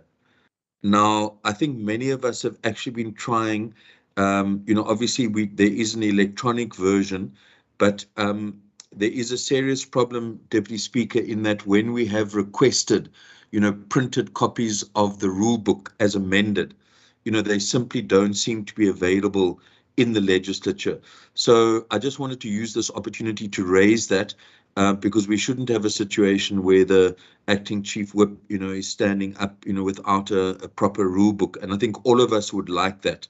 So if you wouldn't mind, Deputy Speaker, just raising this matter, in your discussions as the speakers and so on, so that we could actually have, a hard copy set of rules, that would really be appreciated. Thanks. Thank you, Honourable Dugmore. Over to you, Honourable Bartman. Chair, in terms of Rule 66, that is not a point of order. These rule books we got via email. I printed my own with my own paper and I bound it. If Member Dugmore does not have a book and if he doesn't want to print his own or bound his own, that is his problem, but that is not a point of order in terms of Rule 66. It is not a point of order. Honourable Maseko, did you... Deputy Speaker, I think Acting Chief Whip Mayor just wanted to inform member to check in his emails. The one that he didn't read is the one of this. Well, Honourable Dugmore, what I am happy to do is make you a copy if that will alleviate some of the stress, or I will check with the administration if it's possible to get you printed copies so that everyone has a copy. What is this core energy of the Acting Chief Whip of the DA? Really? Honourable Doug Moore, I see your hand is up. Yeah, no, thanks. Chair, yeah, it was just simply that we got used to, I did receive the emails that are available on email, but we had got used to, and it's useful to have a properly printed. I don't think it's up to, one member just to say they printed it out or not. I think people ask for copies of the rules book when they come to this legislature. And I think it's just important to have, a printed copy. It costs less if you do it in bulk, etc., etc. I know there is a reference to amending the rules again, but all I'm asking for, it's not just for me, it's a limited print by the legislature of new copies of the rule book, because there are none available. Thanks. Thank you, Honourable Doug Moore. I now recognise Honourable Murray. Deputy Speaker, I do want to warn members of both sides of the House, but especially the ruling party. If we are to find each other in a gentlemanly manner, we mustn't nitpick little things to deny access to information. Now, you don't know the circumstances of all members here, and I support Cameron Dugmore, the Honourable Cameron Dugmore. If we ask for a printed copy, then let me get a printed copy. We waste millions on each department's copies of reports by ministers. But now we don't want to give one copy of a set of rules. I object. Honourable Murray, thank you very much. Honourable Syed. No, thank you. Thank you, Honourable Deputy Speaker. Can I suggest that we continue with the sitting? I don't think this is an issue that we really want to fight about at this point. Thank you. Thank you. What I will commit to is at the beginning of the new year, in February, that we have printed copies for you. That will make it easier. We won't print them now. I'm sure they'll get lost over the recess period. I would like to now move over to Honourable Clerco to continue with his motion without notice.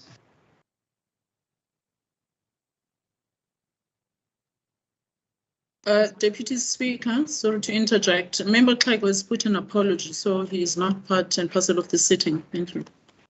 Okay, thank you very much. I'm going to move over to Honourable Makamba Botia. Over to you. Thank you, Deputy Speaker. On behalf of Economic Freedom Fighters, I move without notice to call on the Western Cape Department of Social Development to extend its sanitary dignity program project beyond only school learners. The department can achieve this through sponsoring and working with non-governmental organizations that are already involved in such projects. The current program for learners by the department should be uploaded, but it can be expanded so as to reach out to even more needy women out there, especially in the township, informal settlement, and rural areas. I so move, Deputy Speaker. Thank you very much. Are there any objections to the motion being moved without notice? No objections? Agreed to. I recognise Honourable Makamba Botia. You again. Deputy Speaker, thank you very much. On behalf of Economic Freedom Fighters, I move without notice to call on the Western Cape Department of Local Government to make conditional grants and transfers available to municipalities so that they can provide free water, electricity and sanitation to indigent households who rely only on social grants. Whilst we are aware that the City of Cape Town provides rebates to indigent households headed by pensions from the age of 60 years and above, we call for more funds to be made available so that all these rates become free of charge and to also include child-headed households who survive on social grants. I so move. Thank you very much. Are there any objections to the motion being moved without notice? Yes. No. There are objections. The motion will be printed on the order paper. Honourable Makamba Botia, you are on again on the list. Thank you, Deputy Speaker. I move without notice on behalf of Economic Freedom Fighters to call on the Western Cape Provincial Legislature to embark on a mission of reviewing and removal of all provincial statutes that are representative of apartheid and remain offensive to the majority of our people. The review must make a deep analysis in searching for all these statutes or provisions that might be offensive and fall foul of the principle of constitutional validity when tested against the South African Supreme Constitution. Deputy Speaker, our people cannot remain living in fear just because they are scared to infringe certain apartheid provisions in statutes which might end up leaving them with fines or potential imprisonment upon their infringement. Deputy Speaker, we must strive to be a proactive and responsive legislature that eradicates everything bad before they deeply manifest themselves in society.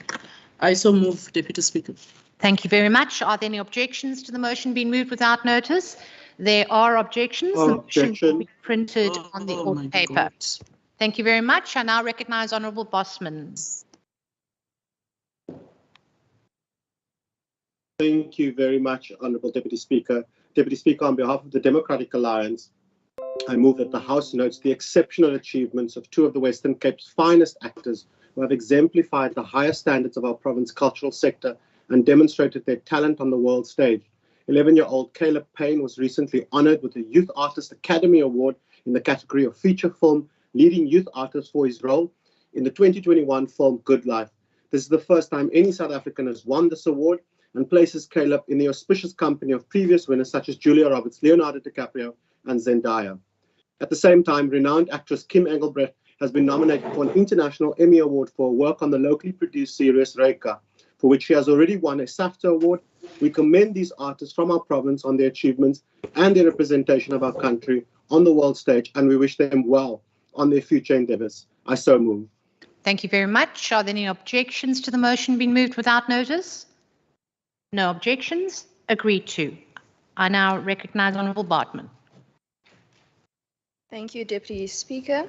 I move without notice that this House welcomes the Western Cape Education Department's outstanding achievement of spending 100% of its infrastructure budget during the 2021-2022 financial year. In total, this equated to more than 1.7 billion rand. Every year, the Western Cape is a top destination for migration as South Africans seek a better life of dignity, well-being and safety. We know that this proves that our learners are in safe hands and that it further contributes towards the quality education taught in our province. Thank you. Thank you very much. Are there any objections to the motion being moved without notice? There are objections. The motion will be printed on the order paper. I now recognize Honourable van der Westhuizen. Deputy Speaker, I move without notice that the House welcomes the Vredendal Regional Court fining 3 Saudi nationals, 2 million rand, for illegally harvesting a large quantity of flora without documentation. The trio, who were also found guilty of money laundering and ordered to leave South Africa, admitted in court that they had travelled to the country with the sole purpose of acquiring the flora and exporting it to their home country, and recognizes that this recent incident highlights the fact that plant poaching is not simply a petty crime, but forms part of an intricate international web of syndicates dedicated to the theft of our natural heritage. I also move that Minister Barbara Creecy and the National Department of Environment, Forestry and Fisheries provide support in the form of funding and to engage with their counterparts in law enforcement to provide urgent support to stamp out this criminality. Thank you very much. Are there any objections to the motion being moved without notice? No objections. Agreed to. Honourable van der Westhuizen, over to you again. I move without notice that the House notes the category winners of the annual Prestige Agri Worker Awards that were announced at the gala ceremony at Ground West on Saturday the 5th of November 2022, and particularly Mr. Nigel Claassen, who was announced as the overall winner of 2022, and that the House commend the Western Cape Department of Agriculture for being the only provincial department in the country where the contributions of the agri workforce to the agriculture economy are celebrated and recognized. I so move. Thank you very much. Are there any objections to the motion being moved without notice? Yes. There are objections. The motion will be printed on the order paper. I recognize Honourable Bartman. Honourable Chair, can I just get the name of the person that objected? Over to the Minister, can you just repeat? I heard there was an objection. I would like the name of the person that objected. The person that objected, I would have to check on my Hansard. Maybe the table staff can help. Over to you, Honourable Said. Deputy Speaker, is that a point of order? I don't think that's a point of order. 1 minute, Honourable Dugmore. In terms of which rule? Said on the floor, 1 minute, Honourable Said. Chair, could you maybe probably suggest to the minister to wait until the Hansard comes out, then he can look at it. We all get the Hansard in our emails, and he can look. In terms of Rule 60, it's not a point of order, Honourable Minister, but you are welcome to consult the Hansard. I did not see who that was, unfortunately. If a person objected, that person must have the conviction of his heart to state his name, because I want to engage afterwards. Which rule asked that? Speaker. Thank Deputy you, Speaker. Minister. Deputy Speaker. Is that you? Deputy Speaker, on a point of order, you see, I think this is one of the examples, with the greatest of respect, that I want to raise in regard to bias, because it's clear that the leader of government business that was not a point of order, but he was entertained twice, where it's clearly, it's not a point of order at all. Like the printing of rules. That, Deputy Speaker, creates the wrong impression. I appeal to you, Deputy Speaker. Thank you. Honourable Dugmore, anybody that rises can raise a point of order. If it's not a point of order, the Minister has been told it is not a point of order. All right, we will move on. We now move over to Honourable Bartman. Thank you, Chair. And Chair, I just want to say welcome to the new leader of the opposition in the House as well. She's looking quite beautiful today. I hereby move without notice that the House welcomes the great impact and progress made by the Harmony Project, where they work in the Plettenberg Bay community. The Harmony Project is a UK-based organisation that attempts to make teaching practices more practical so that learners are already connected with nature. Already grade 3 learners at the Bahia for most of primary school have had significant increases in their maths and language results. We look forward to even more developments in this regard. I so move. Thank you. Are there any objections to the motion being moved without notice? No objections? Agreed to. Yes. Are there? There are objections. The motion will be printed on the order paper. I now recognise Honourable Mackenzie. Thank you, Deputy Speaker. Deputy Speaker, I move without notice that the House notes the passing of Graham Powell, who was the founder and chairperson of the Power Group. Throughout his life, Mr. Powell made great strides as a formidable business leader in the fields of civil engineering and construction. He has also won many awards and received various honors from the City of Cape Town in its efforts to transform our society. His families and loved ones will remain in our thoughts. I so move. Thank you, Honourable Mackenzie. Just before I ask the question, your audio was not, probably not, people would not have been able to know that unless they were reading the words. But are there any objections to the motion being moved without notice? No objections? Agreed to. Honourable Mackenzie, over to your next one. I hope that we can hear you clearly. Thank you, Deputy Speaker. Can you hear me clearly now? It's not great at all. Hansard might find it difficult, but you can try. Can you be better now? Perfect. Continue. Thank you. I've changed my Wi-Fi. Unfortunately, load shedding is messing with all of us. I hereby move without notice that the House commends the Western Cape Government and the City of Cape Town in the jointly developed Human Settlements Project in Woodlands, Mitchells Plain, that the House recognize the Western Cape Government's ongoing commitment to accelerate housing delivery in Mitchells Plain while fostering social inclusion by creating integrated and sustainable human settlements in an open opportunity society. I so move. Thank you very much. Are there any objections to the motion being moved without notice? No objections. Agreed to. Honourable Bartman. Deputy Speaker, I hereby move without notice that the House notes 2 weeks ago the Beaufort West District Library burned down, which contained the historical archives of many families within the municipality. Many children in the area relied on these books not only for their academic ambitions or to remember their history, but to escape into different worlds and adventures, to meet new people and explore places we only ever see on the big cinematic screen.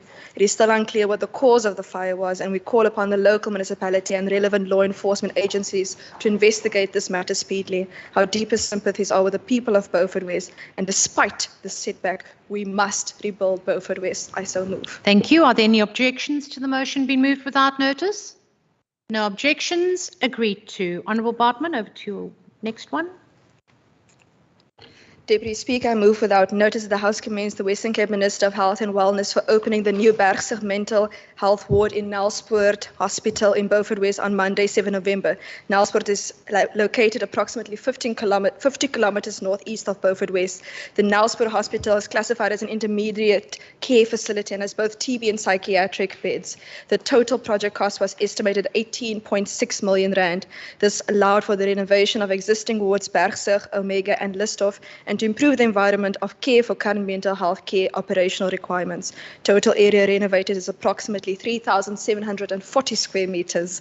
The Bergsig ward has been completed and an estimated date of completion for Omega and Listhof wards is January 2023. We thank the Department of Health for investing in infrastructure for the people in our rural constituencies and for caring deeply for Nelspruit. I thank you. Thank you very much. Are there any objections to the motion being moved without notice? No objections. Agreed to. Honourable Municipal. Thank you very much, Deputy Speaker. Deputy Speaker, I move that this House welcomes the signing of a memorandum of intention between the Western Cape Provincial Parliament and the Bavaria Statement Parliament. This document will allow for greater exchange on parliamentary best practices so that we both can enhance our roles as legislators and oversight work. By building partnerships with different stakeholders, this move builds on our efforts to further whole of society approach going forward. I so move. Thank you very much. Are there any objections to the motion being moved without notice? No objections. Agreed to. Honourable Said. Thank you, Honourable Deputy Speaker. I move without notice that this House notes with grave concern the provincial government's poor handling of the racial tension which started in May 2022 when a teacher allegedly used racial slurs during a lesson, a matter which we as the ANC raised sharply in this House. Notes further that city workshop school was abruptly halted by the Education MEC David Mania after demands from the white right wing who argued that the diversity workshop intervention by the WCED traumatized the learners, and that we acknowledge that the reaction by the right-wing elements prove that some of our schools remain racist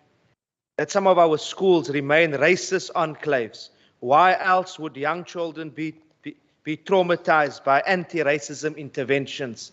And the House condemns in the strongest possible terms the DA's MEC mania for cowering to white right-wing demands at the expense of driving non-racialism and protecting black learners who are continuously targeted and discriminated against in many former Model C schools, and calls on the MEC to provide this House with all details as to why the intervention was suspended, to desist from caving into race denialists for the sake of building a right-wing coalition in the Western Cape, and to instead roll out more of these diversity workshops to tackle racism at a fundamental level in our schools. I thank you. Thank you very much. There are objections. The motion No will objection. be No Vehement objections. The motion will be printed on the Vehement order paper. objections, I Deputy now Speaker. recognise Honourable Barnes.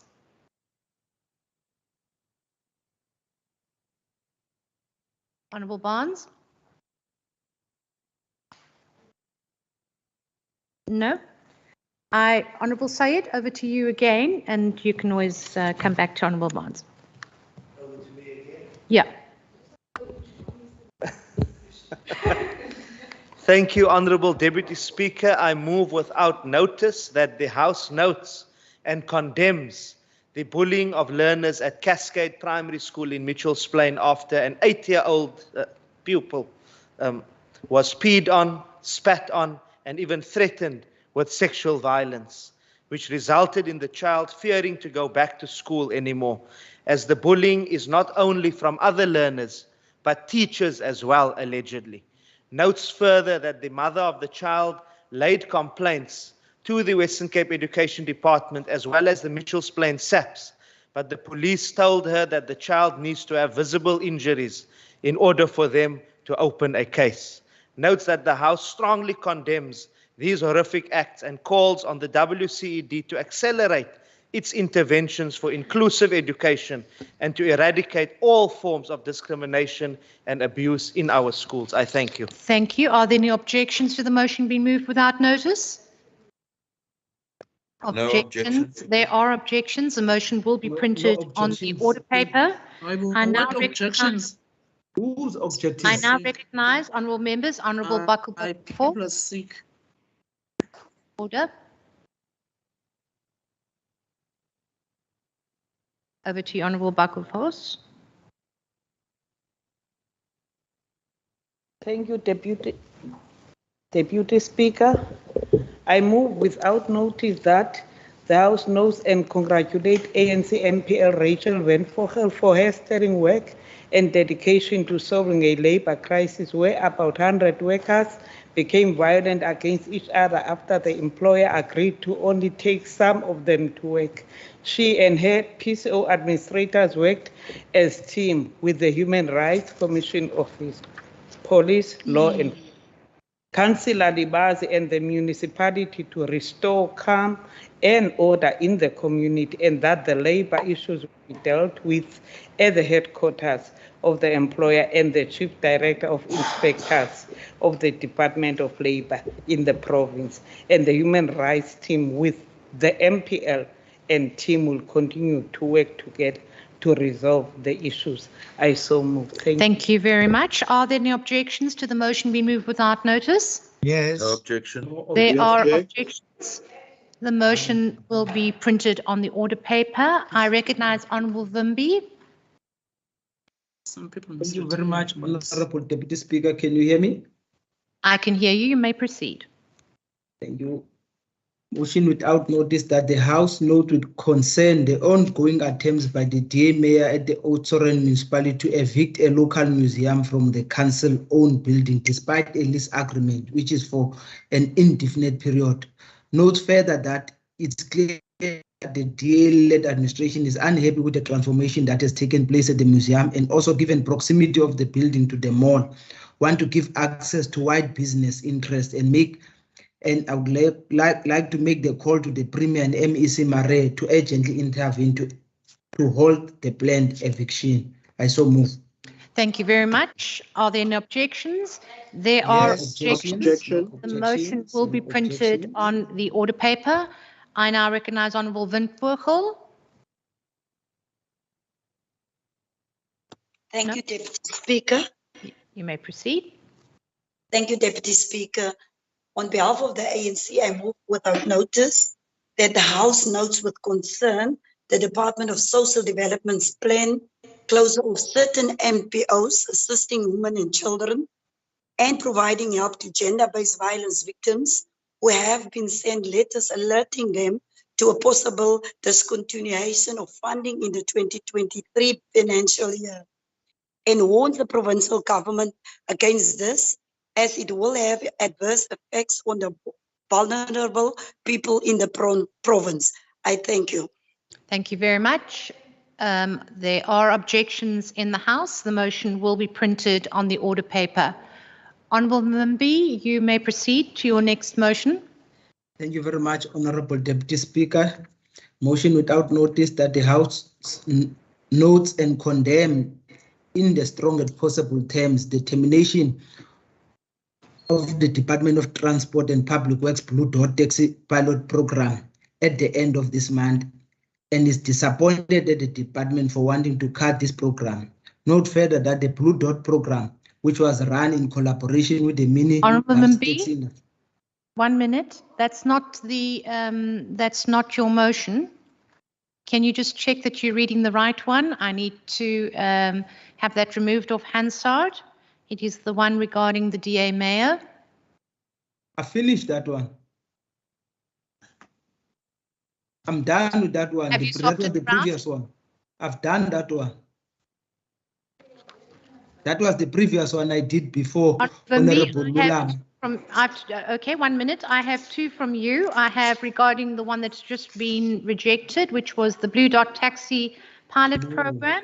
And I have this one with regards to the Mayor at Oudtshoorn Municipality. I can't unfortunately allow any... Can I explain, Honourable Deputy Speaker? Yes. Deputy Speaker, the first one I read was about the DA Mayor of Oton, which I finished. That's the one that was objected to. Thereafter, Honorable Van Vogel read one. Then this is now the second one of the blue dot I haven't read. Honourable Deputy Chief Whip. Chair, I know that when we started off with citing Rule 66, but not knowing the respective subsection, I'm going to ask that we allow Member Vimbi to do his second motion since it was number 22 and 24. The fact that he swapped it around perhaps has just been a long day. Thank you, Deputy Speaker. Honourable Vimbi, Honourable Said.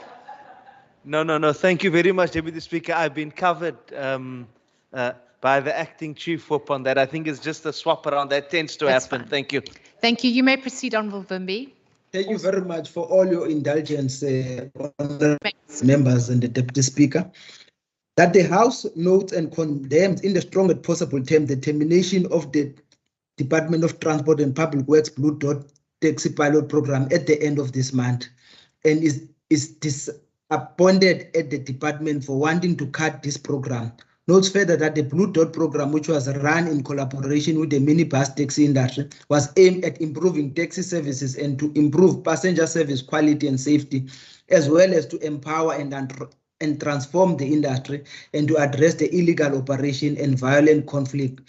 Accepts that the government decision once more proved the disregard and undermining of the taxi industry by the uncaring DA-led provincial government, which now say they do not have funding, which in turn forced them to cease the operation. I so move, Honourable Deputy Speaker. For your indulgence, Honourable Mvimbi. There are objections in the House. The motion will be printed on the order paper. I now recognise Honourable Dugmore. I see your hand is up.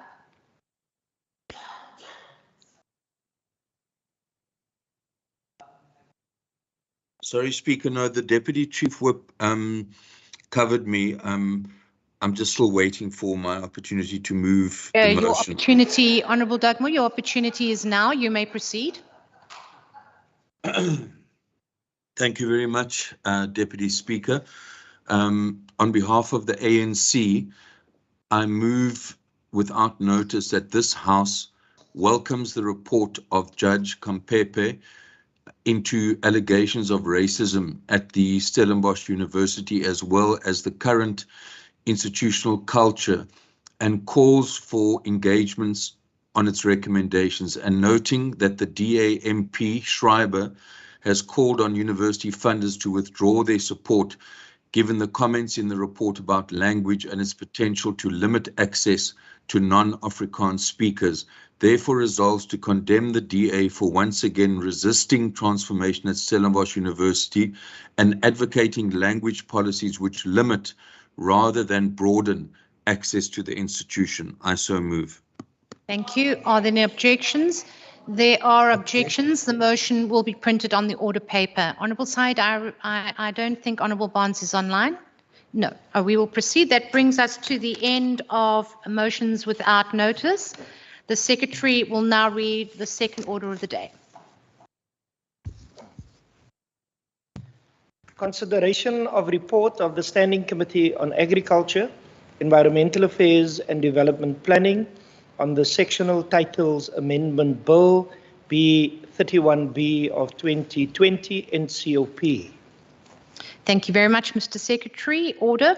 The House received the report of the Standing Committee on Agriculture, Environmental Affairs and Development Planning on the Sectional Titles Amendment Bill conferring authority on the Western Cape delegation in the NCOP to support this bill. This mandate has been sent to the National Council of Provinces. I will now afford parties an opportunity to make a declaration if they so wish for 3 minutes each. I recognise the ANC. Thank you, Deputy Speaker. Deputy Speaker, I'm actually standing in for Member Moran, who's taken ill, unfortunately, and is physically not able to be part of this. But I think it's a rare occasion that we have a situation where the legislature discusses a bill which has impact on the province and then actually mandates the province to support the bill. I think this is a reflection of the participation of members, the manner in which Member van der Westhuizen has chaired the session which discussed this particular bill. We do think it's important for our province and for the country. And from the side of the ANC, we believe this will bring greater certainty to this sector in terms of the property industry.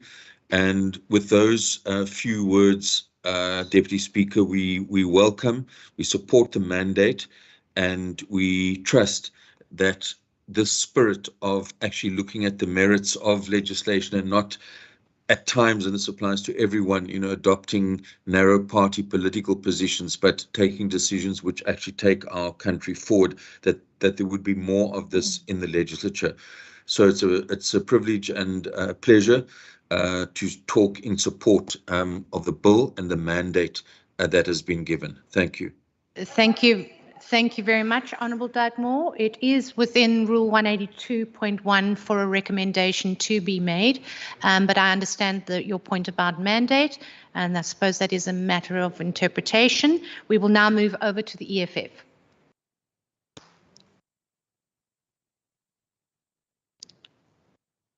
Honourable Makamba Botiel, are you online? Deputy Speaker, my apologies. The EFF is not making any declaration. Thank you. Noted, thank you. I'll move over to Good.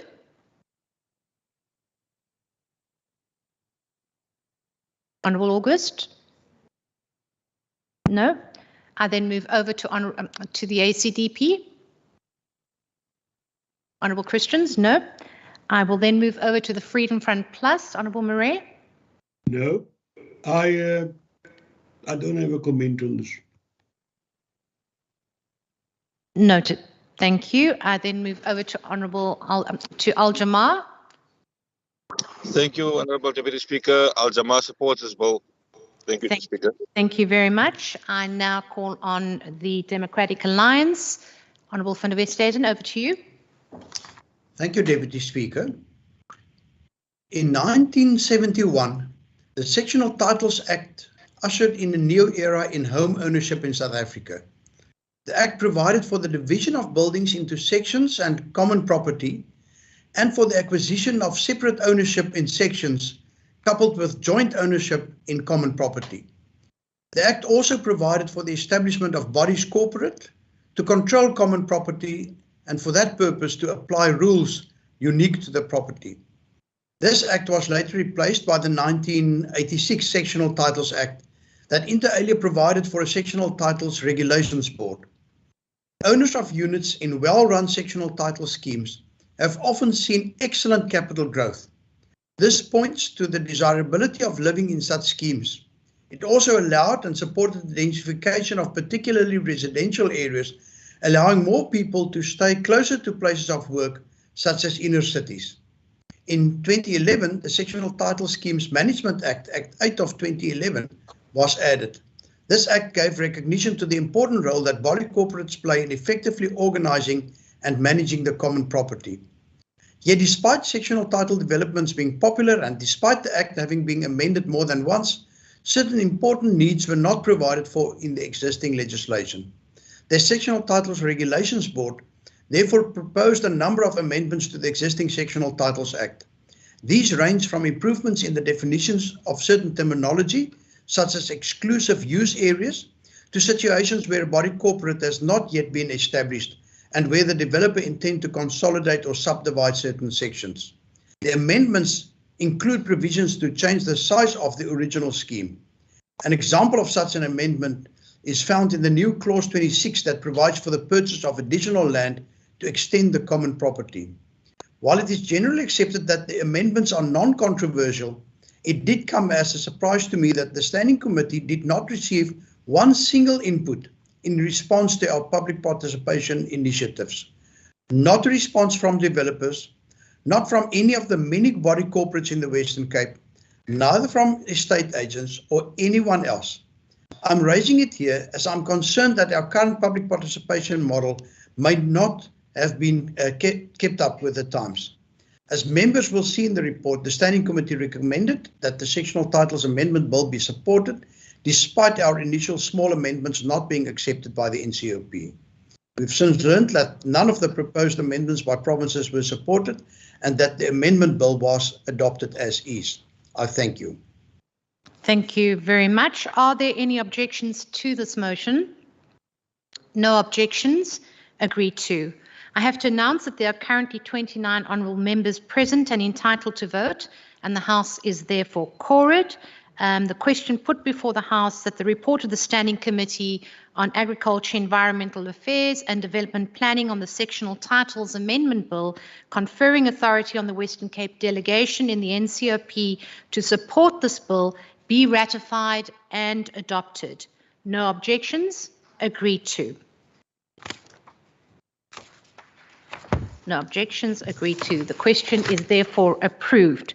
The report of the Standing Committee on Agriculture, Environmental Affairs and Development Planning on the Sectional Titles Amendment Bill has therefore been adopted. I hear so move. The Secretary will now read the third order of the day. Consideration of report of the Standing Committee on the Premier and Constitutional Matters on its oversight visit to Wi-Fi sites at the Centre for E-Innovation, Office 4 Dorp Street and Groote Schuur Hospital on the 27th of July 2022. Thank you, Mr. Secretary. I've been informed by the Chief Whip that the Programme Authority resolved that there will be no list of speakers and that parties who wish to do so will now be afforded that opportunity to make a declaration of the vote for a maximum of 3 minutes. I now recognise the ANC. Thank no? you. Thank you, Deputy Speaker. Can you hear me? Yes, over to you, Honourable Dugmore. Thank you. Deputy Speaker, yes. I think members would notice from the report that a number of members, including myself, were not able to physically participate in this visit. But from the side of the ANC, we have no objection to the report as tabled being supported. I just want to make 2 points. I think all of us are very keen that the original commitments in regard to access to Wi-Fi are actually delivered on. And I think one of the critical issues is that there had been a commitment by this provincial government to make sure that there would be a Wi-Fi hotspot in every single ward. Now, the reality is that as we speak, that particular objective has not yet been met. We also, secondly, note the fact you will often see it when you drive around in our communities, young people standing close to a school, standing close to a library, linking up to the Wi-Fi, and that one of the limitations of that is that is not, that is in many cases not a 24-hour access to that Wi-Fi. So the visit, as I've indicated, we have no objection to the report, but we want the House and in particular the constituency MPs from the different areas to really take a clear look as to where in the particular wards spread out, the 406 wards across our province, with a focus on those which cover historically disadvantaged communities, actually have 24-hour access to a dedicated Wi-Fi hotspot, not necessarily having to rely on access to the Wi-Fi at a school or a library or a clinic. But in regard to the report itself, we have no objection and support that report. Thank you, Speaker. Thank you very much, Honourable Dugmore. I now recognise the EFF. Honourable Makamba-Botia. Deputy Speaker, we have no declaration from the EFF. Thank you. Thank you very much. I'm just checking if Good is in the House. Yes, Deputy Speaker, no declarations from Good. Thank you. Thank you very much. I recognise the ACDP. That's good. That's good. I reckon no ACDP. The Freedom Front Plus, Honourable Murray. Okay. Thank you very much. Hey, ndithunyelelwa nguCameron. Can we just because ebeyibuza kum if it is true, and I said that there's nothing Can we like just that. mute the honourable Sorry. member who's speaking at the moment? I just want to go back to Al Jamal. No? Thank you, Honorable Deputy Speaker.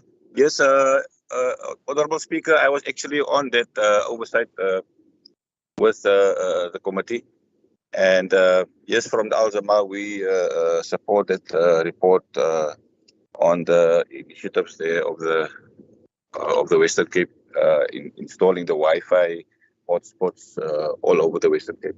Well, thank you very much, Speaker. Thank you, Honourable Brinkhays. I now recognise the Democratic Alliance. Thank you, Honourable Deputy Speaker. I intend to make sure that my speech is lively enough so Member Baka Force doesn't feel the need to stretch again.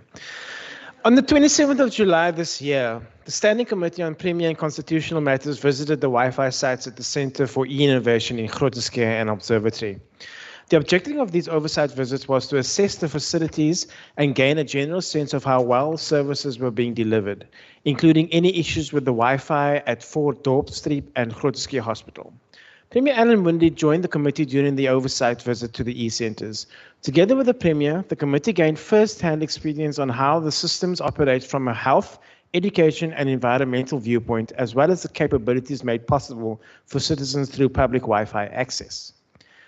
As has been the case over the years, the Western Cape government's efforts to guarantee that residents have sufficient access to the internet were once again demonstrated.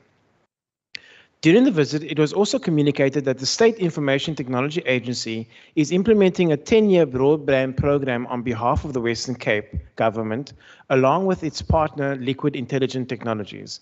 I applaud these transformative partnerships that will improve access to the Western Cape residents. In the previous financial period alone, the Western Cape government had spent over R1 billion on centres for e-innovation. The Department of the Premier has played an important role in digitally empowering residents by ensuring the availability of digital services, providing facilities through which these services can be accessed. The department provides residents with free internet access at 1,286 Wi-Fi hotspots and 75 Cape Access e-centres located around the province. The committee will make further visits to the Grooterskloof throughout the Western Cape in the upcoming year. Thank you. Thank you very much, Honourable Member. I have to announce that there are currently 30 Honourable Members present and entitled to vote, and the House is therefore quorate. The question put before the House is the report of the Standing Committee on Premier and Constitutional Matters be adopted. Are there any objections to the report being adopted? No objections. Agreed to. The report now on the Standing Committee on the Premier and Constitutional Matters has therefore been adopted. Honourable Members, we've come to the end of our programme. Before we adjourn, Honourable Syed, over to you.